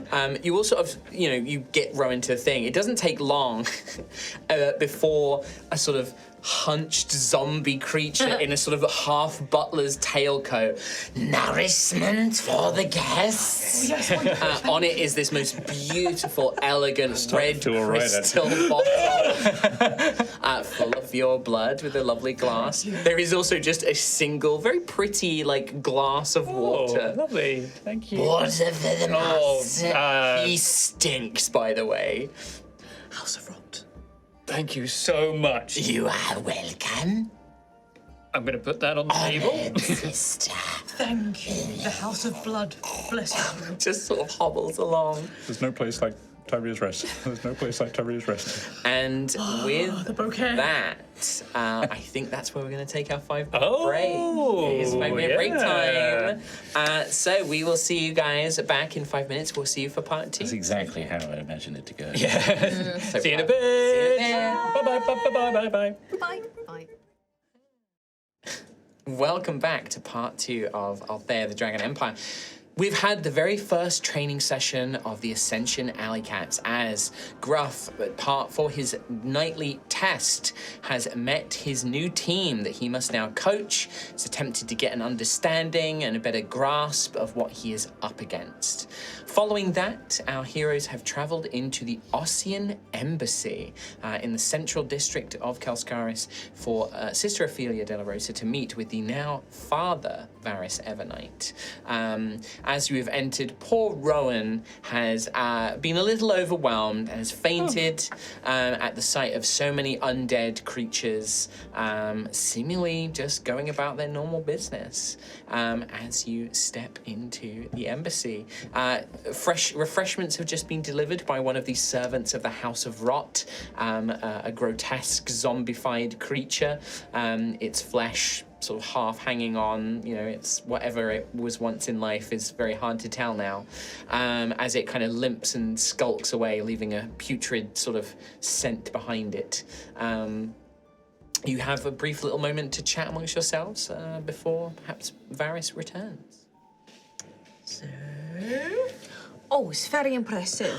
Isn't it Yes, just? it looks a lot like your shrine. You really did a good job So back there. much bigger, though. It's so much bigger. Oh no, but the vibes, The the vibes are good. I'm home. black and the red, the spikes and the blood. Yes. Timeless. Oh yes, timeless. Never really seen any of those guys walking around before though.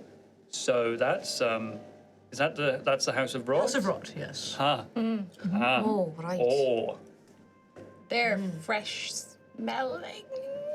Yes, it takes a little while to get used to them, but they are lovely. Lovely. Yes. Okay, Yeah, good. They did seem very polite. I'll give They them were that. very determined. Very This House of Bone you need to look out for. Oh really? Oh. What's Percival? Yeah. Oh, he's House of Blood. But he's made of But- bone. Yes, he's made of bones, yes, but he doesn't serve the House of Bone, he serves the House of Blood. Oh, so who? I was originally created by the House of Bone and then given as a gift to the House of Blood. Oh, okay. Okay, fair enough. Yes. So watch out for those ones. No good. Or mostly no Just a good. bit mean. Oh, okay. Oh, like Hawkins. A bit like Hawkins, yeah, because you see, they're kind of at the top. They're like the head house at the moment. Wait, there's a hierarchy? There's a hierarchy system. Oh, yes. I thought it So- was all just circular, all working together. No, we don't work together particularly well. Where's the House of Blood in that hierarchy? We're number 2. Oh, great. Okay. We've been number 2 for a while. Yeah, a long time. A long time. Well, okay. As you're having this conversation, just to check, the highest passive perception in the team is 18, I think? 19. 19 with you.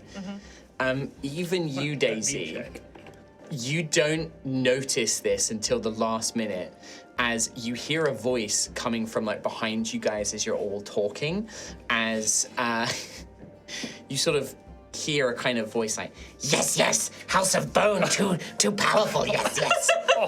As you mid-drink. you mid-drink look around and you sort of have to look down because there is a 3-foot tall rat man dressed in these sort of like tattered monk's robes. He's mostly human, but he has like a really sort of ratty looking face and ratty ears that stick up.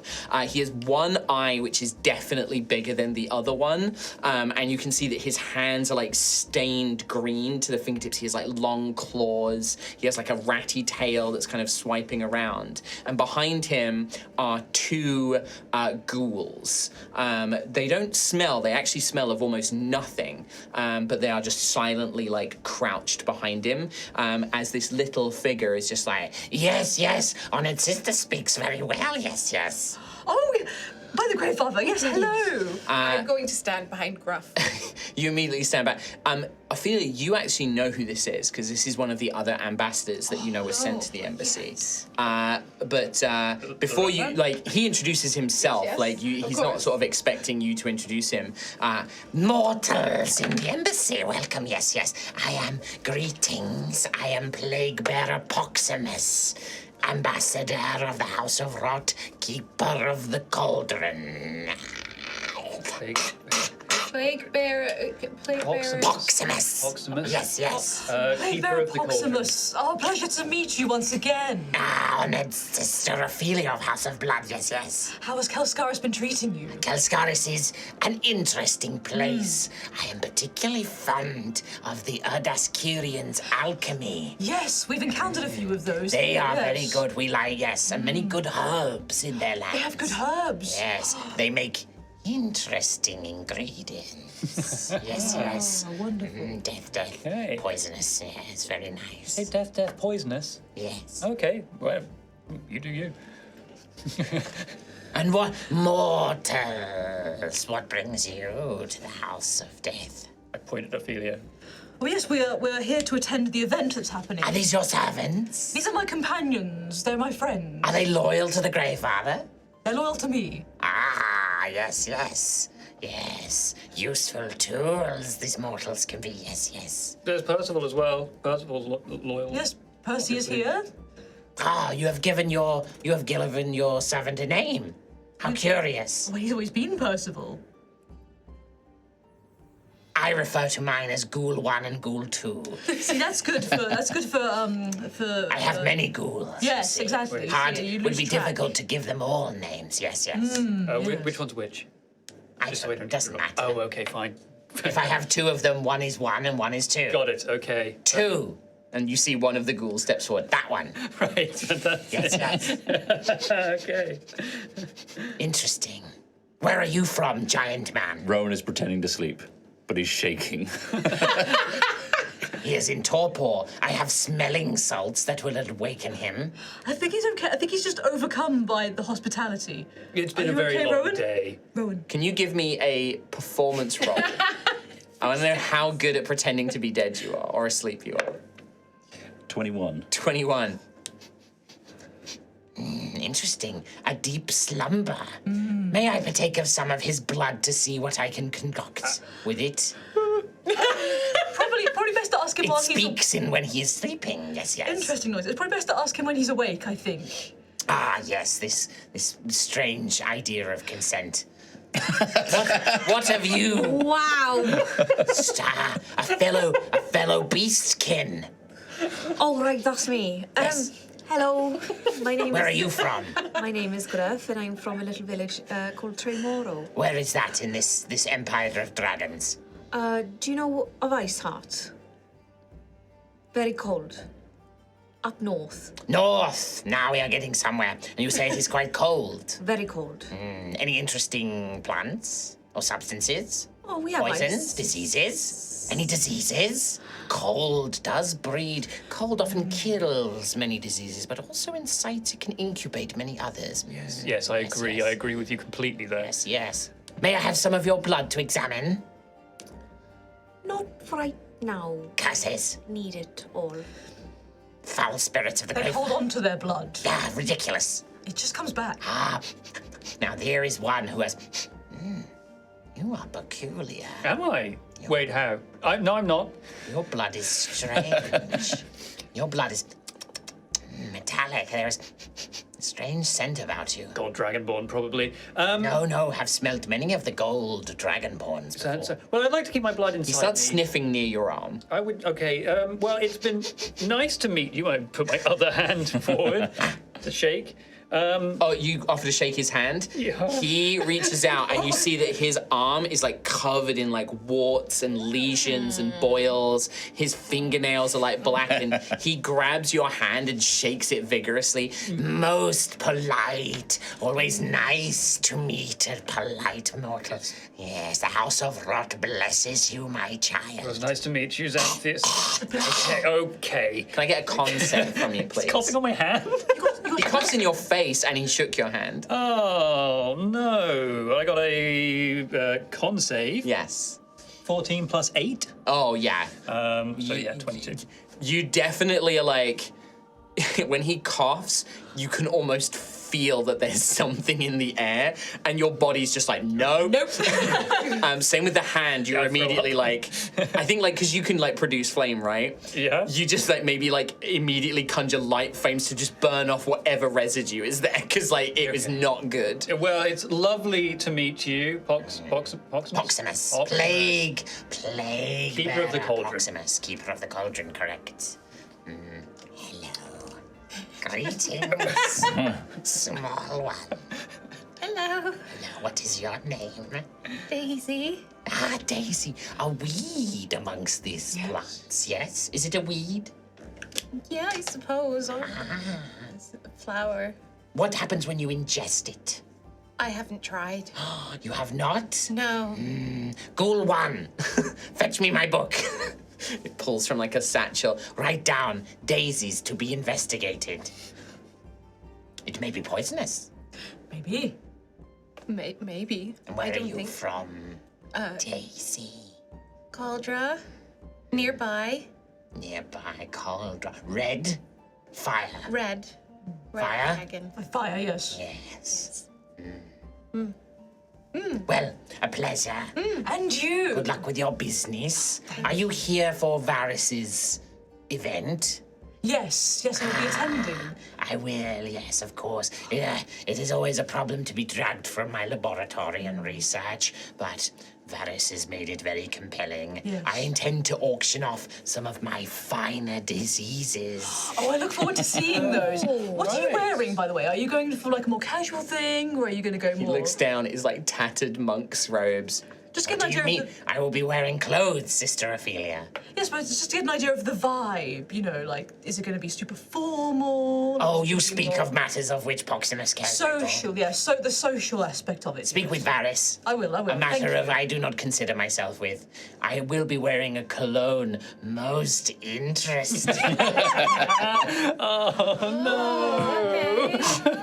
Yes. And then he scurries away. Flesh for the mortal, blood for the eternal. Flesh for the mortal, blood for the eternal. Nice to meet you. Lovely. Rowan buries his I love face him. in the chaise lounge, and you just hear silent sobbing. How long have you known Proximus? A long while. So well, he's been around since I came to Ossean, since I came to the embassy. He's been at the House of Rot for a long time. I would say, Ophelia, like this is just for your information, you don't have to tell the guys this. As far as you know, Proximus is like 200 years old. But he's mortal. Yeah.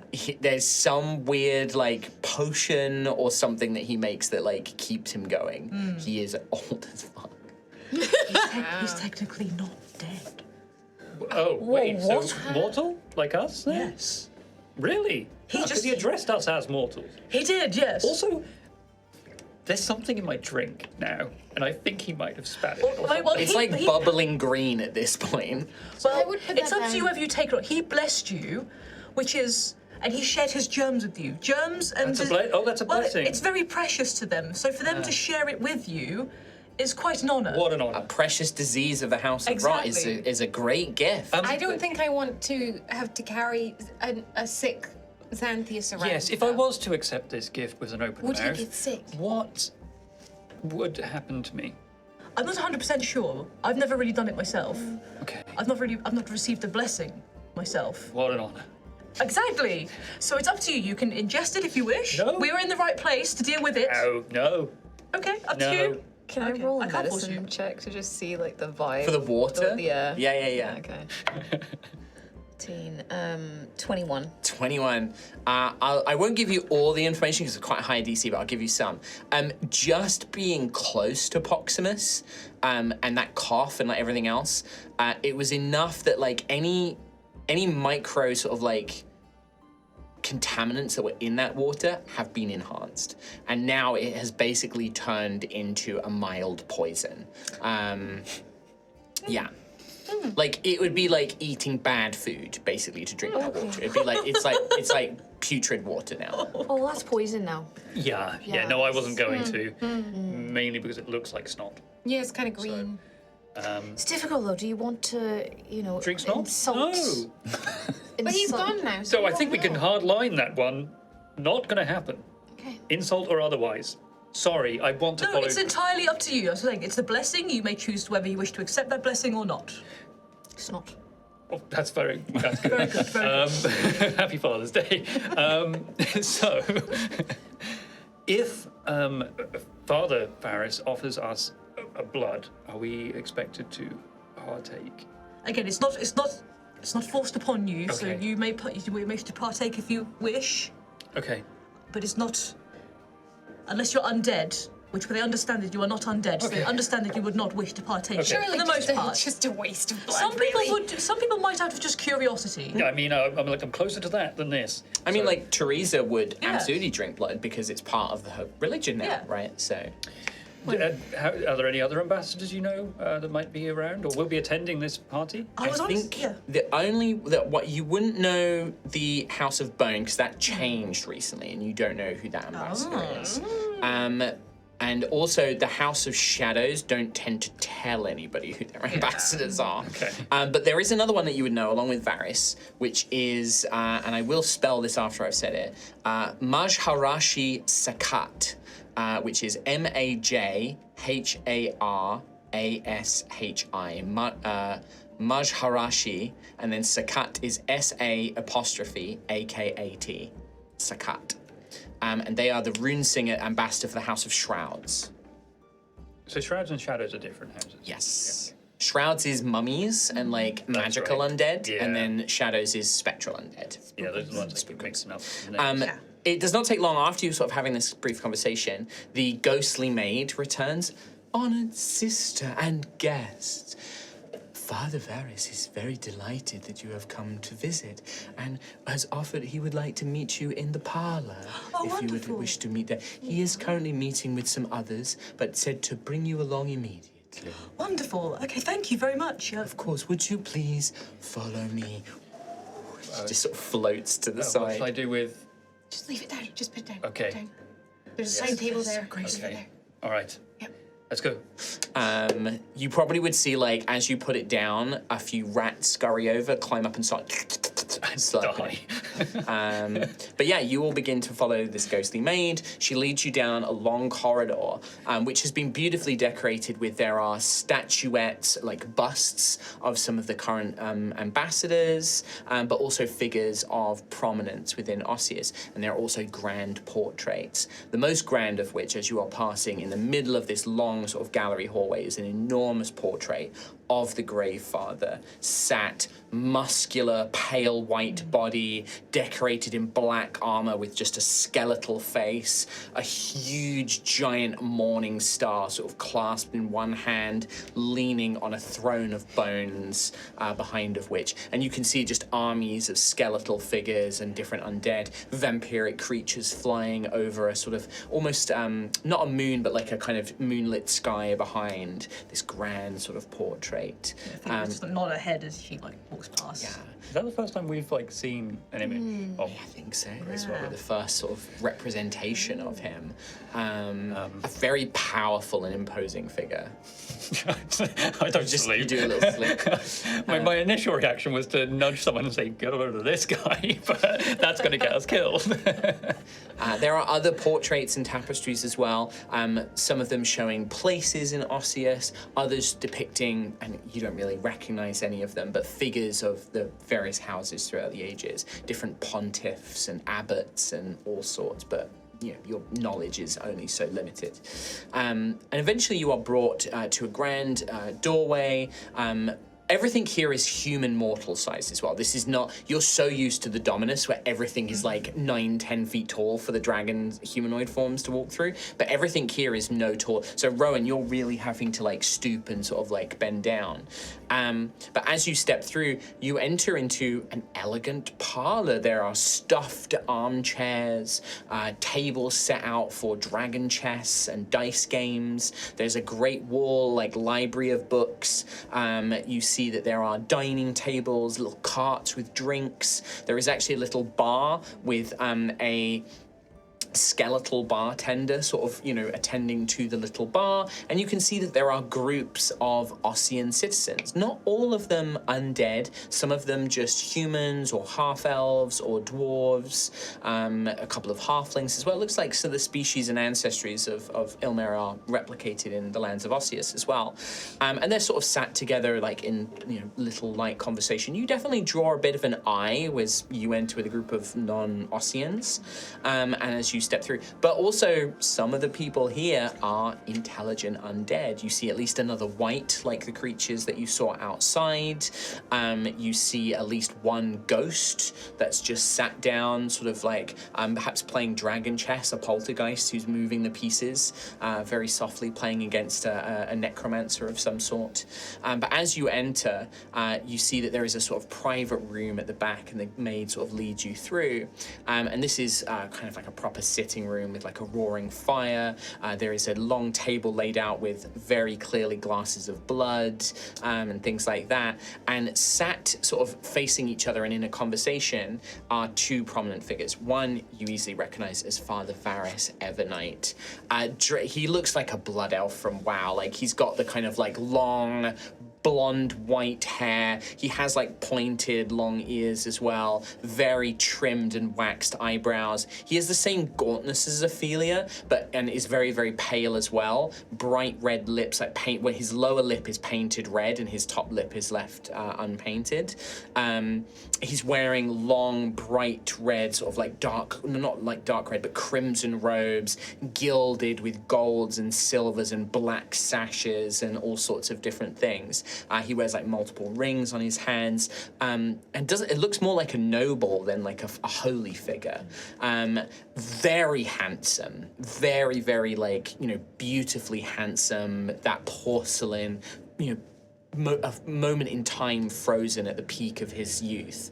And sat next to him is a figure who is, you can see that the body is made of energy, a sort of purple flickering energy that has been wrapped with loose, almost gaps between it, runic bandages. So like a mummy, but it's not tightly wrapped like a stiff, like mummy. These are quite loose, so you can see this kind of bubbling, chaotic energy underneath, and all the runes glow on the shrouds, on the bandages, glow in the same color.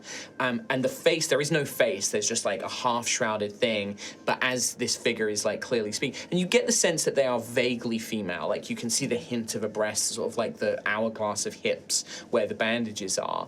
And they are, you can see that in a glass, they have this kind of beautiful looking, almost like a silkworm that seems to have a faint glow to it, and every now and then they sort of touch a finger to it and it sort of withers a little bit and they seem to drain some energy from it. And these two seem to be in conversation, but as soon as Varis sees you enter, Varis stands up. Sister Ophelia, oh my goodness, it has been so long, my friend. And gets up and grandly comes over and immediately goes to like hug you, and just like wraps his arms like, mwah, mwah, flesh for the mortal. Flesh for the mortal. Blood. Father Varis Evernight, congratulations. No, oh, my friend, no, you do me such a kindness. It is because of my work here in the city and with the new temple, and the Count thought that it was an appropriate adjustment, but it's, Varis with you and I, please, Ophelia. If you insist. So wonderful to see you. And you're looking so well. Oh, you as well, my dear, as well. I love this, what is this? And he's kind of like gesturing to some of your new, he looks at Varis. Oh, now this is a mighty fine thing. Yes, this came from the Greylands themselves. You must tell me all about it. Tell me all. And who are these wonderful mortals? Hello there, my friends. Oh, hello, flesh for the mortal, blood for the eternal. Oh, Ophelia, you have done a wonderful job. Thank you. Thank you. Flesh for the immortal and blood for the eternal. What is your name, my friend? Oh, Father Evernight, I am Gruff of Tremoro. Gruff of Tremoro. You are friends with Ophelia? Oh, yes. Then no more titles. I am just Varis. Please call me Varis. A pleasure to meet you. And what do you do, Gruff of Tremoro? Oh, I'm a knight errant. A knight errant. Yes. That is a big thing here in the Empire. The knights and the knight errants. You are on a set of challenges or quests? Oh, yes. On my path to becoming, well, hopefully becoming a knight. Well, you must tell me all about them. No, it's not Sir yet. Just Gruffith. Just Gruffith. And who is this statuesque man that I see before me? This looming giant. Hello, my name's Rowan. Hello, Rowan. Hi, it's a pleasure to meet you, Father Varis. Yes, just sit down if you don't mind. Please, come sit. Once I've done introductions, I will not be rude, but come sit. And he sort of takes your hand, he guides you over and sits you in the chair that he was sat in. He's very cold, yes. But he sort of takes you over, sits you in the seat that he was sat in, which is near the fire. And it's very plush. You almost sink into it. It's so cushioned and comfy. You got a blankie? Well, I think that we have something around here. And Varis himself goes and fetches a blanket and sort of puts it over you and sort of like does that. Oh, that's better. Thank you. And what of you, my this beautiful man, this golden man? Oh, please. I normally have nicer clothes than this. This one says, come meet. Varis Evernight, a pleasure to meet you. I am Xanthius. Xanthius, a pleasure. And you are also a friend of Ophelia. What do you do, my friend? What do I do? A merchant of some kind? Maybe this is slightly distasteful for you, but I survive. Survive? Yes. A survivor? Let's call it that. I see, very well. And who is this sweetheart that I see before me? This lovely person. Hello. I'm Daisy. Hi. Hello, Daisy. A pleasure. Welcome to the Ossean Embassy. I'm sure that Sister Ophelia has already told you much about it, but you are welcome here and welcome. It's wonderful to see you. I'm so glad that you have found. These are your companions. They are, yes. I'm so glad for you, Ophelia. Thank you. I'm so glad that you have. I know. It's so important to have people around you all the time. I was very worried when I knew that you would be coming, but I had already left, and I feared for you, especially the journey over here. I had not heard from you in so long. I was expecting to hear from you. My apologies.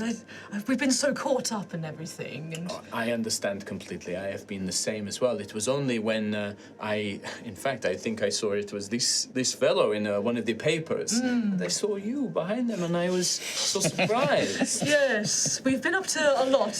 Many fun adventures. It was only that I knew that you were in this ashen rest place. Oh, was it? So I could send word for you to. You hadn't heard counsel from Urim Orsa, or?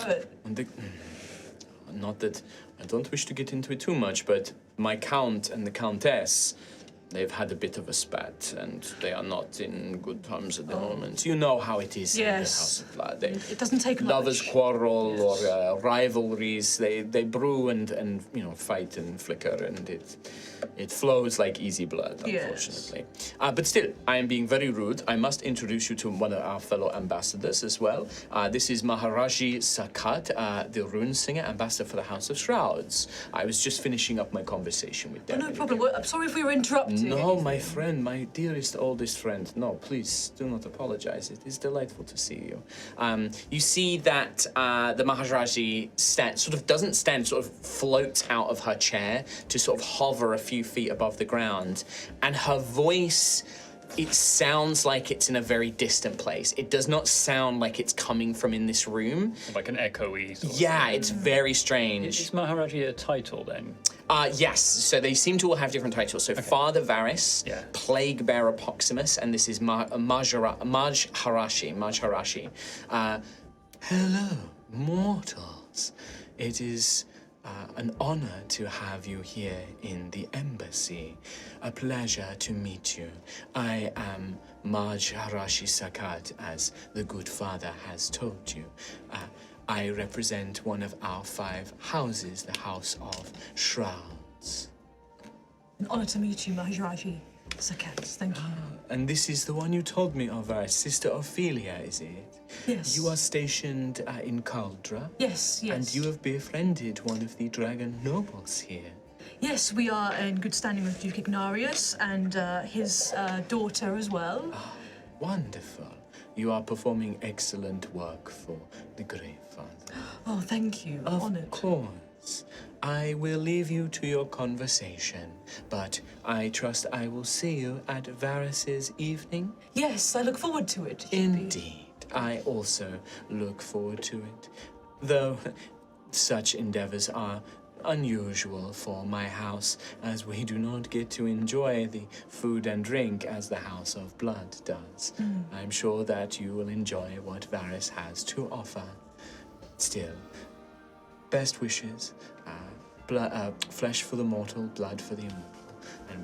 And as she sort of floats, you hear like the crackling of air as she sort of floats away. Makes her way out.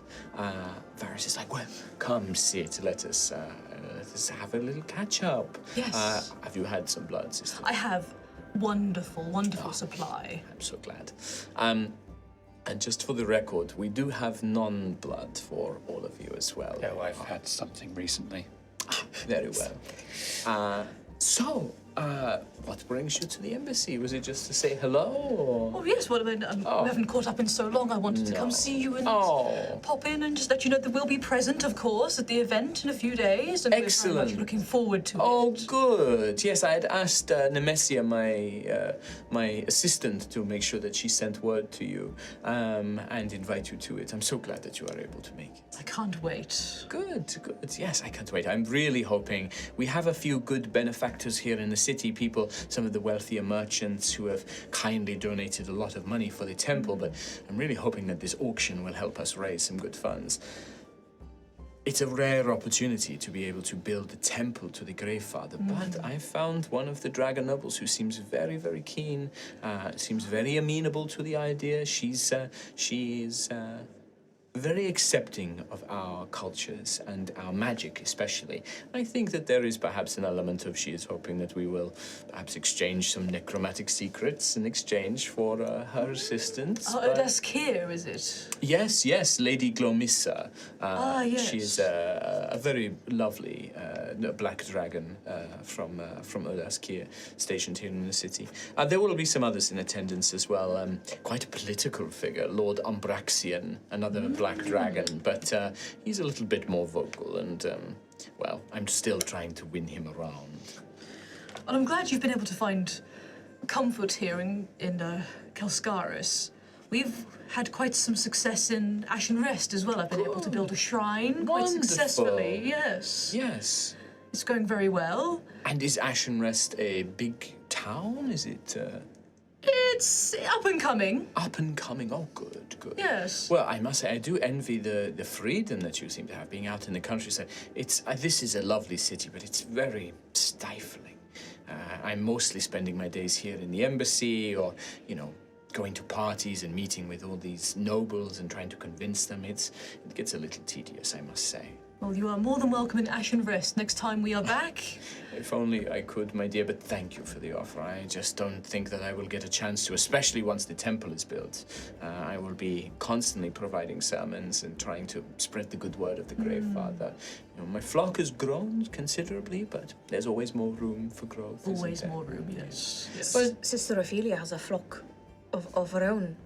Oh, yes, I would expect so. With your shrine, you said? Yes, I've been holding sermons too. Oh, wonderful. You were always so good with your writing and your art as well. I remember all of your drawings that you used to do. Well, the Countess taught me well. She did.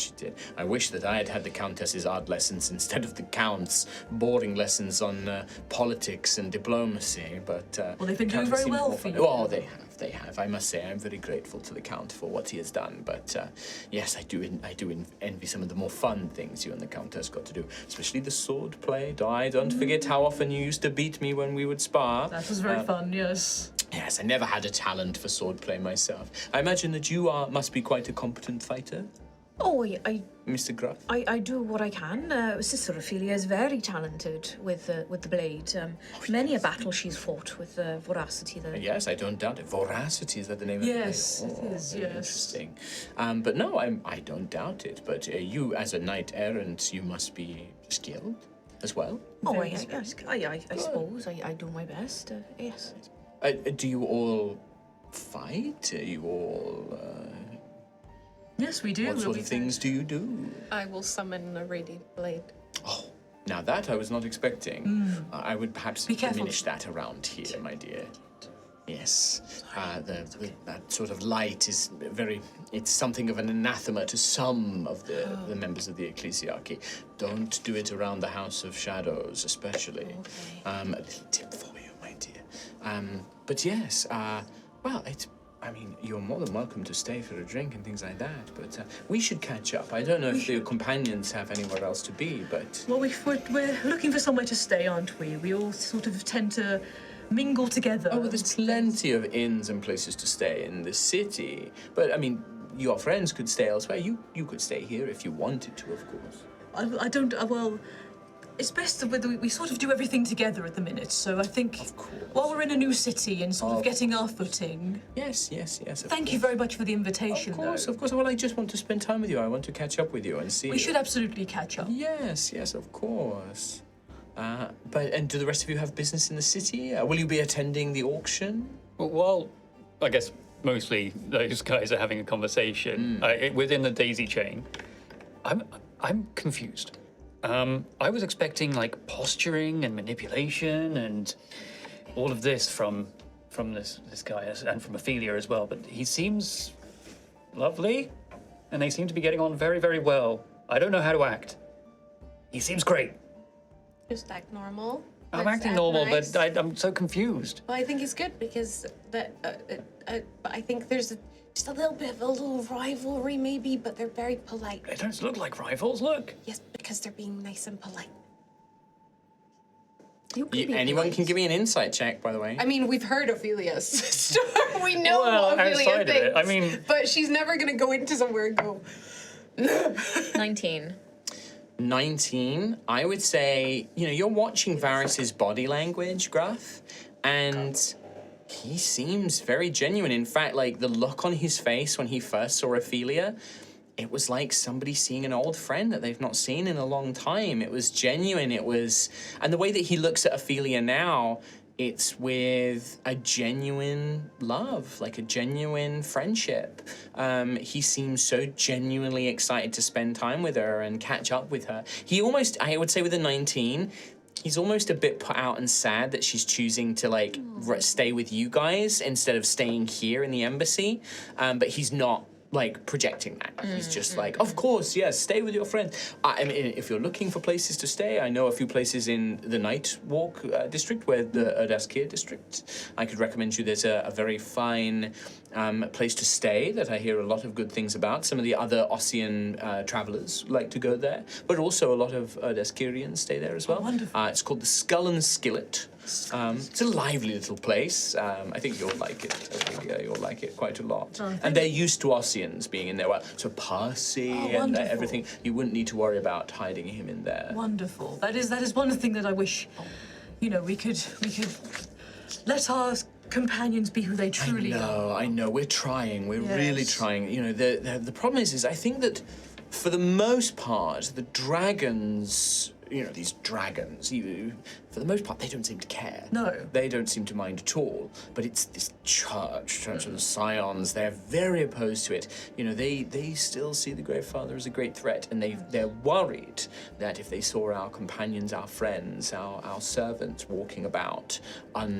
hidden, that would cause panic and all these sorts of things.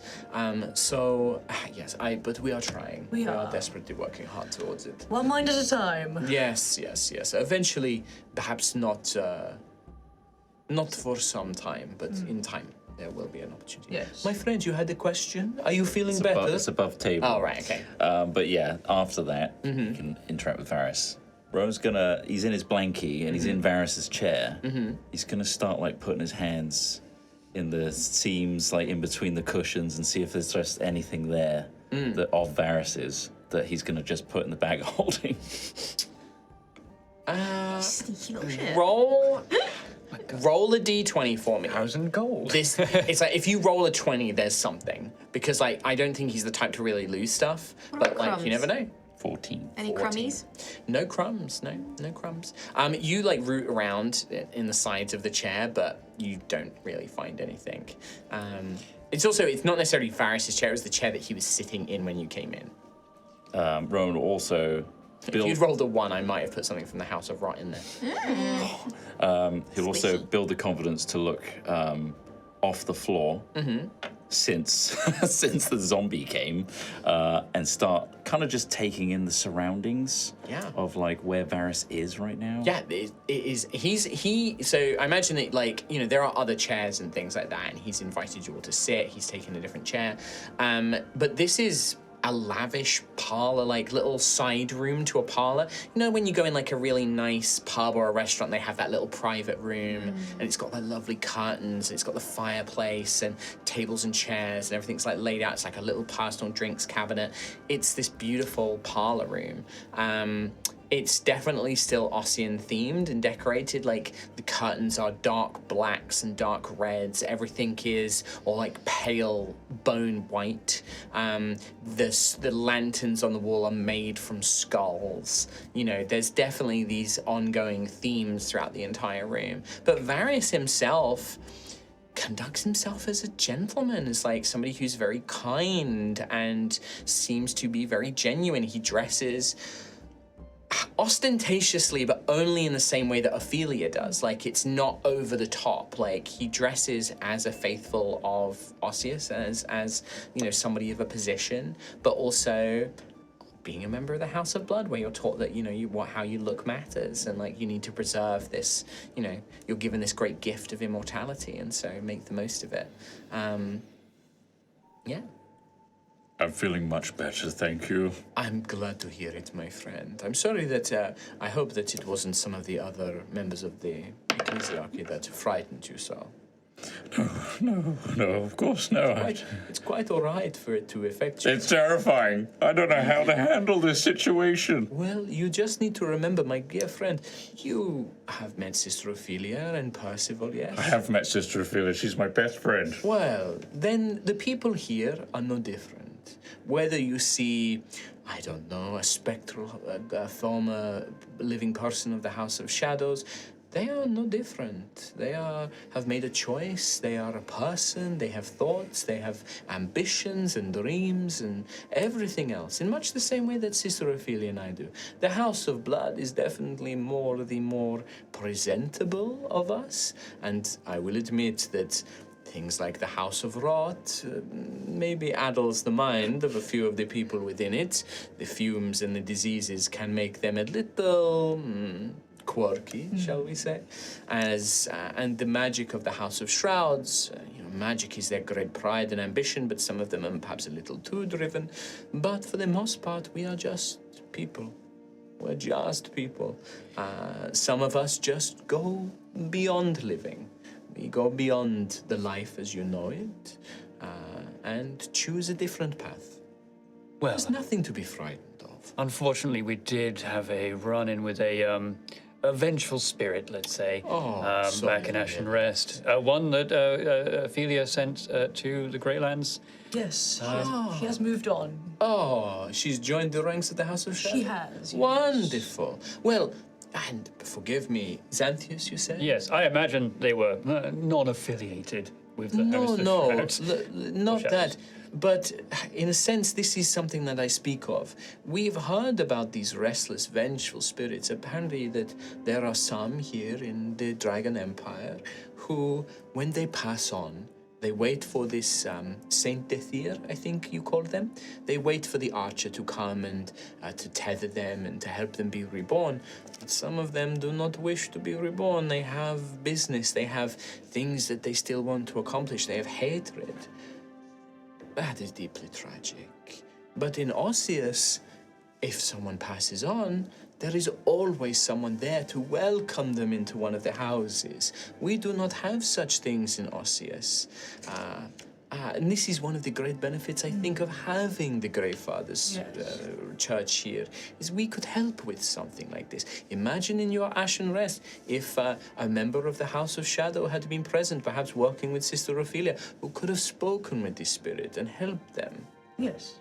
Yes, well, in the end, Ophelia did the correct thing in sending them to the Greylands, but we also gave that spirit a choice as well. A choice is a very important thing. But before we continue, I want to know about Ophelia. Tell me everything. Well, I will not embarrass my old friend. Go on, of please. course. Anything. Any stories? Well, How long have you known Ophelia? Gosh, well, you came into the Countess, About 10 years ago. yes, about that. So, I mean, we knew each other up until, what, a year ago when I first left Ossean, so 9-ish years. And did you travel across the sea together? No, I had left beforehand. Yes. The Count had got me my position here in the embassy, and I was sent across. I had earned something of a name for myself in Ossean, and so I was sent across a little earlier. As I understood it, though, the Countess had promised that you would be sent over to act as an ambassador and diplomat as well. We were just hoping that we would go at the same time, but Yes, but no. alas, the Count sent me early. Yes. But yes, we knew each other for 9 years when at a formative part of our young mortal lives. And yes, we used to spar together. We used to stay up and tell each other stories. I mean, it was something of the Count and Countess Urmia. They are connected, but many rivalries, and sometimes when we knew that one was unhappy with the other, we would tell each other and, make sure that we were each helping each other rise in the ranks, and we sneaked around, and do you remember when we snuck into the Countess's blood cabinet? She was not happy. She was not happy about it, but we were well fed. so delicious. Oh, well, it was, what, 300 years old? Oh, it was wonderful. The most delicious. But yes, we got up to a few shenanigans. Yes, I can tell. Yes. Well, everyone has been so welcoming here. Good, good. Excellent. We also crossed paths with, what was it, Proximus? Keeper of the Cauldron. Proximus. I know, what a character. What a character. I mean, I would say he's harmless. Don't touch him. Yes, did touch him. he He attempted got a to blessing. bless. And you aren't feeling all right? I think I staved it off. I mean, I guess Well. I'll find out tomorrow. Quite the constitution on Thank you. you. Yes. He's definitely kind of like looking it. at Xanthias like, Stop, you'll make me blush. well, And if I I'm blush making- silver. Well, blushing causes blood to rush to, something very, very appealing to a Dampier. Perhaps you can sense my heartbeat rising. I can feel it. It races Fuck quite this man. quickly. I want to have sex with you. I have gone 180. Well, it's been a delight to see you, my dear. But I don't wish to keep you, and it is getting late. And if you are still to secure accommodations, I do not wish to keep you too late. Thank you. Yes, well, if we're to loose end tomorrow, or maybe before the event, then yes, it would be lovely to stop by. If you're not too busy, I'd love to catch up with you properly. Ophelia, I will always make room in my schedule for you. Thank you. Whenever you are ready, come by. I'm sure your friends will have other business in the city, and if you are free yourself, come and see me. We can enjoy a meal. That'd be Yard stare wonderful. over there. But I've been craving a good Ossian meal for a very long time. We will have them prepare something. We will have them prepare something, and we can eat it here in the parlor or go up to my office. We can do some wonderful things. Of course, of course. Oh yeah. Also, what is the dress code? Well, now, I have said that there is no theme, but I am looking. I have said that I want it to be an elegant evening in the style of the dragon's balls and masquerade. Yes. Not masquerade, but they're yourself. Control yourself. that's what they called the Dragon's balls. the dragon's balls. One walks in like a fucking testicle. I think it's more telling that that's where your brains go to first. I could feel it coming. As soon as I said it, I could feel it. I was But like, it is a perfectly normal thing to describe the ball, I didn't even evenings. go there until you Yeah, did. exactly. It's a ball. A ball, like ball. a grand ball. He said dragon's balls. I Yes. think that's what it was. Because many They have many dragons have balls. multiple balls. Yeah. Well, I know how I'm coming. The two of you. You've got balls on the brain. That's your problem. It's just cock and balls all the time, isn't it? Cock balls and cum. You'd be a big fan of AC/DC's song about balls. because they're singing about grand balls, but they're actually But yes, it will be an evening of. I am hoping for elegance and finery. Wonderful. There are the people that I have invited are wealthy merchants, dragon nobility, councillors, people of prominent standing, and then of course there will be an opening to some of the public. But we are charging gold. We are raising money for the temple, of course, after all. Yes. So yes, I would. If you don't, I would get something nice. Yes. Wonderful. If you wish to make a good impression. I shall. Yes. The blacks and reds. Well, I will leave the color choice to you. Do not feel that you have to be in the theme of the houses of Osseus. You are not members of the church, as I understand, so do not feel that you need to be. I would say, be yourselves. Stand out. Okay. Not hard for someone like you, I imagine. Oh. No, you saw the article. Very well already. You two would get along very well. I have a feeling that we would, yes. Yes. Yes. I appreciate beautiful things. Yes. Well, I will leave you all to your business. Do you need an escort out of the embassy, or are you all right? I think we should be okay. Yes, thank you. I faint. Well, then I will leave you to your business. I'll leave you to your Head up to evening. do some work. Thank you, my Thank dear. you very much. Of course, a pleasure. You see that coming into the room to kind of fetch Varis, you see a very dark-robed woman. She's very much clearly a mortal, human woman. She's not a Dampier or any sort of undead, but she wears a heavy, similar to Teresa's robes, and she has a heavy chain with a symbol of the Gravefather. Dark hair, kind of pulled back into a tight ponytail bun, and he's like, Nemesia, I was just about to come up to the office. Yes, you do have quite a lot to do before the event, Father. I understand that you wanted to come and meet Sister Ophelia, but we do have to get back to work now. And he's like, yes, Nemesia. No, of course. I don't think you met. This is my assistant, Nemesia. Nemesia, wonderful to meet you. Yes, wonderful to meet you as well. And it is cold.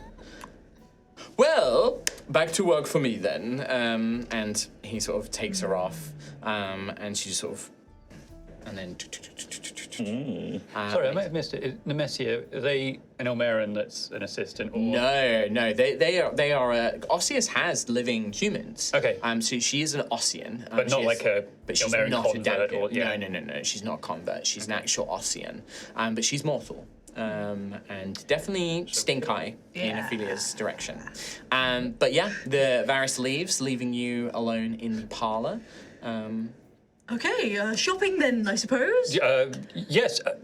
What a lovely man, and what a lovely welcoming this entire place has been as well. Thank you for bringing us here. Well, thank you for coming. I appreciate it's probably been different, shall we say. It's always interesting to meet, new folks. Well, thank you. Thank you very much for coming in. It means a lot. Well, we've been getting used to different, especially with Percival and things like that, so more change is better. Wonderful. More unique things. If you want to stay here, by the way, we can... I'm quite okay. Okay. I would rather stay with you all. Okay, all right. Are we gonna walk out? Yeah, we'll walk out. Yeah, The second we leave the property. Right, what about this bastard? Why is he a bastard? Why is this bastard a bastard? I'm going to cut back from that second because there's something that I want to happen as you go to leave. Just as you're making your way back, and as you're coming into that main lobby, there is one figure, as you are just about to leave, you're kind of arrived in that big grand central lobby with the grand central staircases, and making his way towards them, almost sort of walking towards you, and then is going to turn off, coming from the opposite direction. You see a very quite tall but thin human man wearing dark, black robes, but there is embroidered onto the robes is like the outline of almost like skeletal, like bones and arms, a rib cage along the chest, and it's sequined. It's incredibly elaborate and well made. A very heavy chain with the symbol of the Gravefather, and around him are about 6 skeletons, like no robes, not like Percy, just completely, raw, naked skeletons. One of them carries a large book. One of them is carrying sort of what looks to be like writing implements.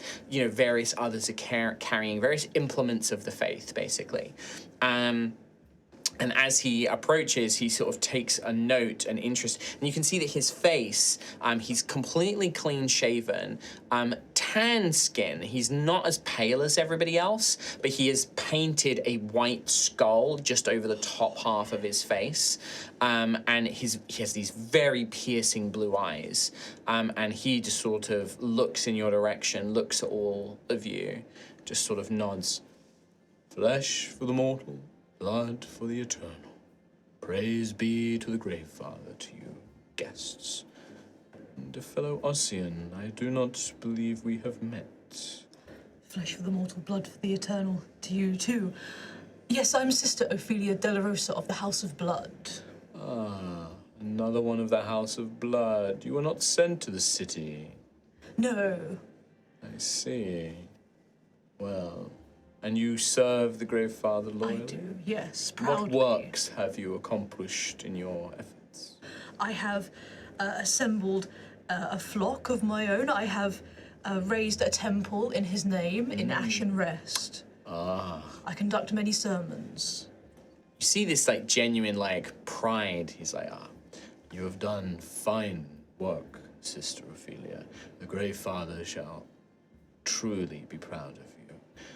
Welcome. I'm glad that you are present. We have not met, but I am Abbot Lorcan Undercroft, the Fleshless Hand. And you know that that's the title for the ambassador to the House of Bone. Oh,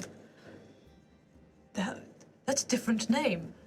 My predecessor was involved in a matter, a recent attack on the embassy. Ah, yes. There was an incident. They were tragically lost to us. My condolences. Thank you. They are with the Grave Father now. They have served loyally for many years, and as I am to understand it, they are to be made into a death white or some... A great honor. A great honor indeed, to serve in the Grave Father's armies in the Greylands. Well, I'm glad that he was able to ascend to a rank that was suitable of his standing. Thank you, indeed. I hope that should you meet such an end, you will have the same benefits, as it seems you have done great work in his name. There's always more to do. Indeed. And who are these mortals of yours, mortal companions? This is Daisy Thistleheart from Coldra. This is Xanthius from Gildeye. This is Gruff of Tremoro from Iceheart. Flesh for the mortal, blood for the eternal. You Knight speak Errant. our words. And this is Rowan from the Azar Steppe. Flesh. Not quite, but you have no need to speak the words if you are not of the faithful.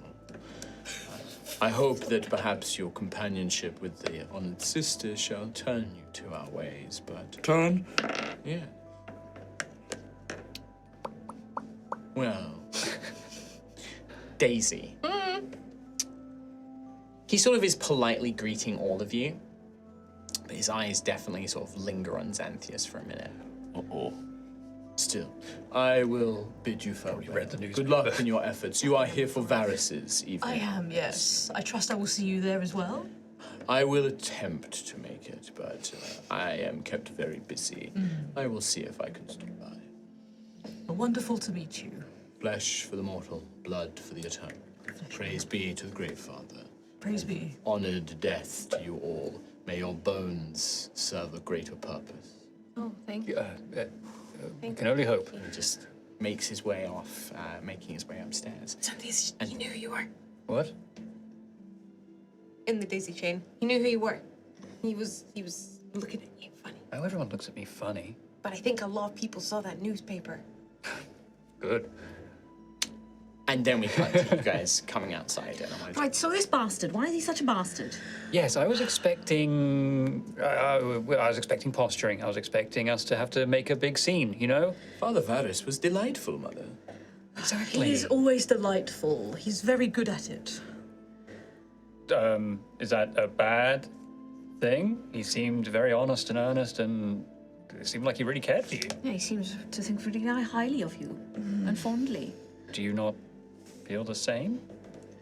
I think highly of him, but it's difficult when when you serve under the Count and the Countess, it's...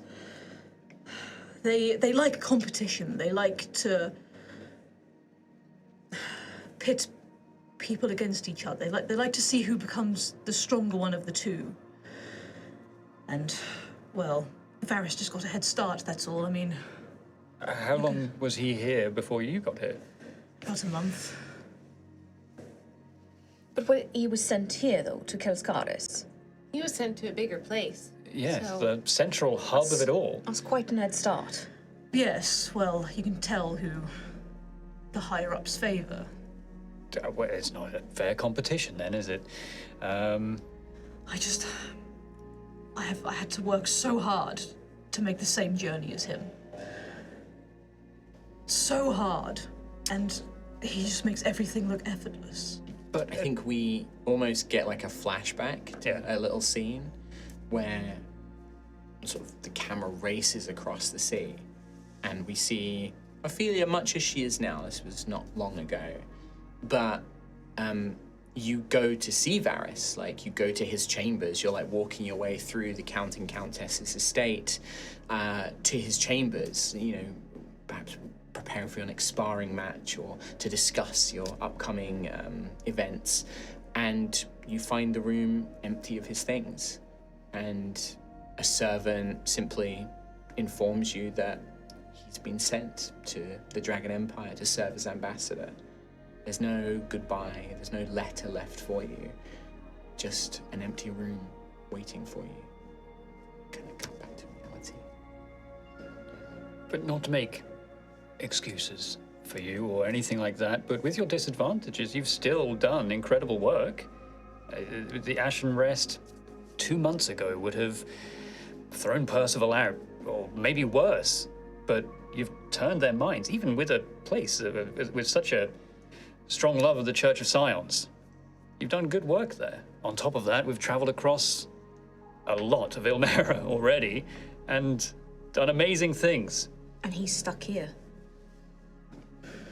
He is, but he loves it. He likes to... I know he says that he's bored or that he wants to do other things, but this is his life. This is what he's always done.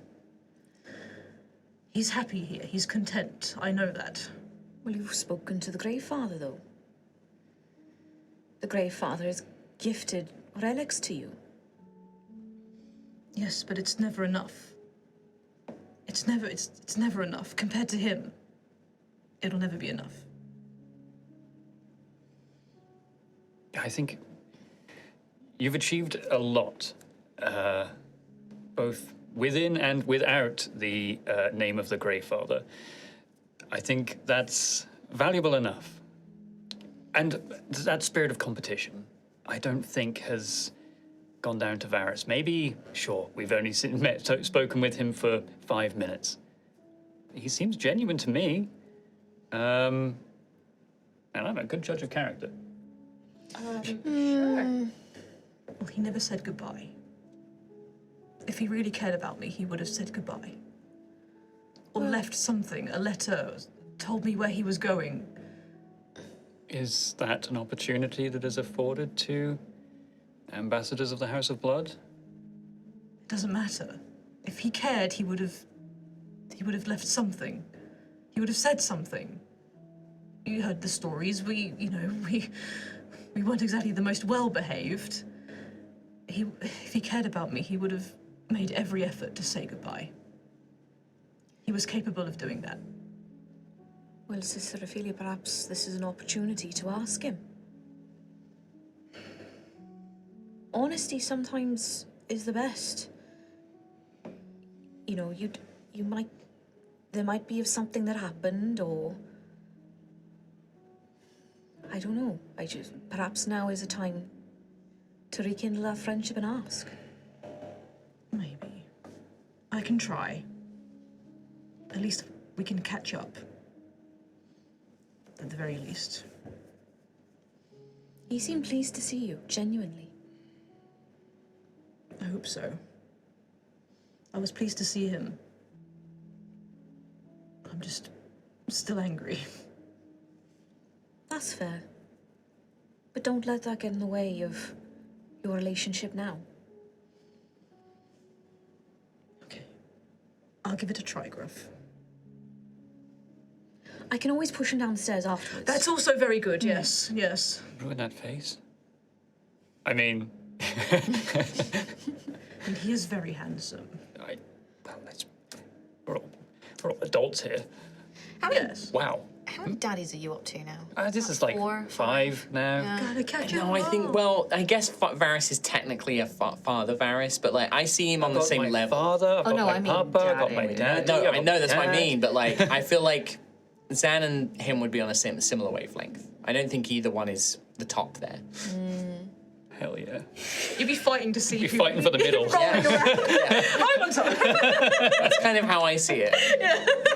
No, I'm a submissive power bomb. Give up eventually. You said it so quiet that yet we heard it. So, that took about as long as it took. It is evening time. It is night time. Did we want to try and find Emarissa, or should we just, what was it, the skull and... Skillet. Skillet? Skull and skillet, yes. We could maybe head there. We need to It'd be find a nice place to to stay. see Embarissa anyway. Yeah. It'd be quite welcoming. Not that this wasn't. No, I understand it was difficult for you, Rowan, so I really appreciate you coming along. Thank you. You did really well. Big skeletal hand. You did very well, my friend. Thank you, Percy. That was a lot. You're very tense. Would you like a massage? He really gets in the right places because he knows where they are. Bony fingers. Is the massage all about the bone? Well, it's the muscles around the bone. He knows where the good bone point. is to Yes. go around. Yes, When we get to a place of safety, I will give you a massage. that's very kind. You're welcome. Thank you, Percy. I would love that. I Can you imagine if you just had a skeleton for on-demand massage? Hey guys, I'm right here. One thing I will say, Ophelia, Della Rosa of the House of Blood. Yes. One thing Rowan has learnt, on my travels, is I Flesh. don't take things at face value as well. We're all smitten by Varis, but you know Varis. I trust your instincts more than I trust ours. Thank you. I think Xanthius is mainly the smitten one. What? No. He's very handsome, and he's very silver-tongued. But that also means they could be very good at their visage. What's the visage mean? Where did that come You from? used it correctly. That's big word. You Big did word. good, yeah. Maybe you read in that book, you read Nash and Rest.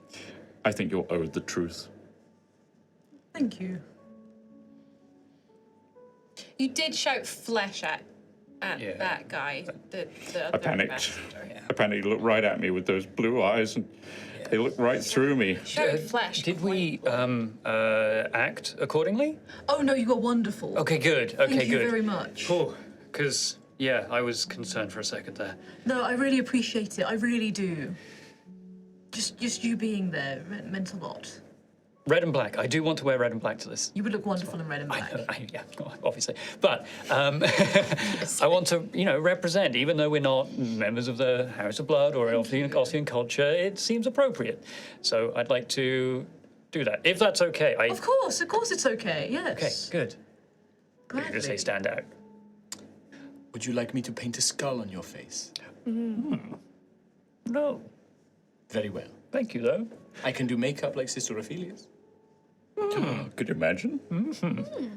Would it be real blood? Blood? Blood? We can use. We can make something. Yes, we can make something, but There. not from my personal supply. No. I would never. I would never cross-contaminate. Yes. You don't want to get fur in it. Not No. Not the House of Ross, are we? No, and if you had an open wound, it could be quite bad. What? Oh, okay. Anyway, right, let's find a place. If there's any way we can identify exactly where Lady Emarissa is. It would not be hard to ask around for the Ignarius estate. Because Right. if she's here, she's Oh, it's staying... specifically Ignarius Estate. Okay. Well, yeah, I think she Yeah. told you that, but also, like, a prominent duke like Duke Ignarius is gonna have somewhere to stay in the city. Okay. So he probably has to come here for, like, diplomacy and things like that, and, like, to help advise Balls. the council. For balls, for the dragon balls.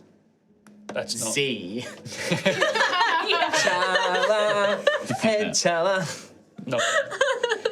Well, it's such a beautiful night tonight, and it's our first time here. I think we should get a higher up view of the city. Let's take a Griffin. Watchtower? Oh. Griffin. Let's take a Griffin flight, and then we can, see the entire place from above as we head to the Ignaris estate. Yes. Wouldn't that be wonderful? Can I have some money? Oh, I was already counting it out, but you just disrupted my thought. I got up to 3. Give me a sec. Taste the air. 4. No, don't worry. 5. Gruff. There's 4,641 there. 7. 4,641. Right, 1. 4. 2. 6. 3. 4. Okay, you're really throwing me off. 1. I completely forgot, by the way, that throughout all of this, technically Vrix has been I was with gonna you. say. Tell me that to remind me. I couldn't butt in anywhere. Where has Vrix gone? I think maybe No, Vrix she was might maybe have left gone to the outside bounty the board. embassy, or maybe, right. or something like that. I know. I imagine because she's been paid to be with you, so They are. I imagine that she was maybe was not allowed in because Okay. it's so heavily armed Too and many armored. weapons. Yeah. What about with the catchpole? Let's say that they did not come into the field. They were guarding the entrance to Right. the field. Let's just say that. But Did- for tomorrow, But did Vrix will be there. This is going back a bit. Did Vrix stop any of the parents coming in to pick up their kids?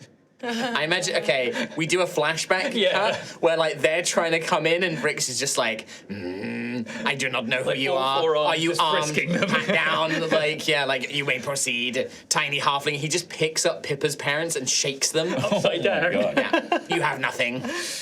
A 4-arm frisk, though, would be pretty quick. Pretty quick, yeah. Yeah. Vrix knows what they're doing. Yeah. Get them in the airports. All right. Yeah. So with that, you can easily flag down Griffin chariots. These are kind of almost like a flying palanquin, basically. Yeah. It's only 2 people per, but you can just get 3 of them and all go to the same destination. And it would cost you. You would be traveling from the inner district. It would cost you about 10 gold per carriage. So it's 30 gold in total. Okay. A suit take it out? Percy sort of just hangs on the back. He's luggage. Yeah. But you get to enjoy this beautiful, the carriages kind of land. There's a system to flag them down. There's points in the city where you can, there's a long flag pole. You raise the flag and that indicates you want a carriage. Okay. They fly down, pick you up. You send the flag up until you've got all 3, and then you take off into the air and sat together in pairs. You fly. It does mean that I imagine Gruff is somebody's with Vrix basically. So it's be paired up. And you fly across the city, which just stretches up below, and it really becomes apparent how big Kelscarris is when you're viewed from up here, because you think of. When I describe the Path of Ascension, the coil, don't think of it as a street with just one row of shops on either side. It is a street with a whole, thick network of houses and shops all around it. And then the districts themselves are mini cities of their own. It's like Ashen Rest. It's like having 7 Ashen Rests, Right, yeah. sort of in each district. They are enormous. That's outside the coil and those and the central district and stuff like that as well. Yeah. So it is massive. And flying over it, you immediately swoop over. And in fact, one of the carriage drivers is Ignaris estate, no problem, and takes you down towards it, because they know the city pretty well and they know most of the prominent nobles and names that they need to know. And so you descend down. You arrive at the Burnbright district. Very easy to see because there are red lanterns hung throughout the entire place. Right. It kind of glows red at nighttime. But also you see the verandas, you see the terraces on top of buildings. People are enjoying a late night meal under sort of glowing magical lanterns on the terraces and the roofs. The architecture reminds you of Ashen Rest. It feels little culture, kind of like a little Chinatown or something like Little Italy or something like that. And you fly over and descend down, and it's not the same as Dominus Ignarum, but it is a huge converted manor house, basically. Or imagine a townhouse, it's very tall and wide, basically, and it goes up about 4 stories. There is a small garden with what appears to be a bubbling hot spring built into the estate itself. Probably some sort of either magically created underground spring or something like that. You see the red-scaled kobold servants sort of as you land immediately scurry out. The little kobold in the maid uniforms and the little butler tailcoats are just like, welcome, honoured guests. Yes. We Lady Embarissa did inform us that perhaps one day you may come to visit. Yes, I'm glad to hear it. You, the heroes of Ashen's Rest? That's correct. Yes. Correct, yes. Is Embarissa, Lady Embarissa, apologies. Yes, please do be careful. Lady Embarissa available? She is in, yes, and I am also pleased to inform you that Sir Eldrak is also awake and is feeling much better. Fantastic. Great news. Yes, and we will begin preparing for you. Do any of you have dietary requirements or preferences? No blood. No blood. Yes. No blood. No blood. No blood. Oh no. No blood. No. Blood. The opposite for me, yes. So blood for you. Yes. Of course, we are blood. aware of your preferences, Sister Ophelia, being from Osseus. But yes, we will begin preparing a great dinner. Oh, fantastic. But if Thank you would very like to, much. we can take you up to Lady Embarissa's chambers, into the lounge. How much for the food, the service, the staying here? How much would we owe you? Or Embarissa? Good, Mr. Xanthius. No, not at all. Of course not. You are guests of the lady. She said to ensure that you are treated as family. You are treated as honoured guests of the house. We are not allowed to speak of it, but we know what you did for Sir Eldrak. We know what you did for Lady Embarissa.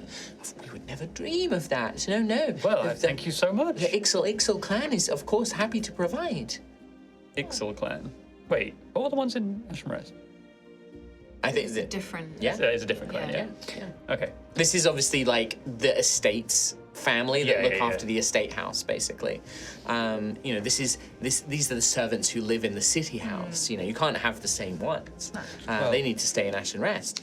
So they take you inside, and there is a sense of familiarity. It is like being, at home in Tyria. Like it has the same decorations, it has the same vibe, the same smells of Ashen Rest, and you are led up. And I think before you enter the chambers, that is where we're going to call the episode, so we can start. Nice. With Yeah. Embarissa again. Fantastic. And Wonderful. Ignis is okay. Eldrak Ignis is up and running. Yeah. I mean, it's been a long time since you rescued him, and with proper care and attention. If they can make it, you can make it. Well, I guess we'll see how he is when we get in there. Yeah. But cool, yeah. Well, Very that is cool. going to bring the episode to a close. Good job, everybody.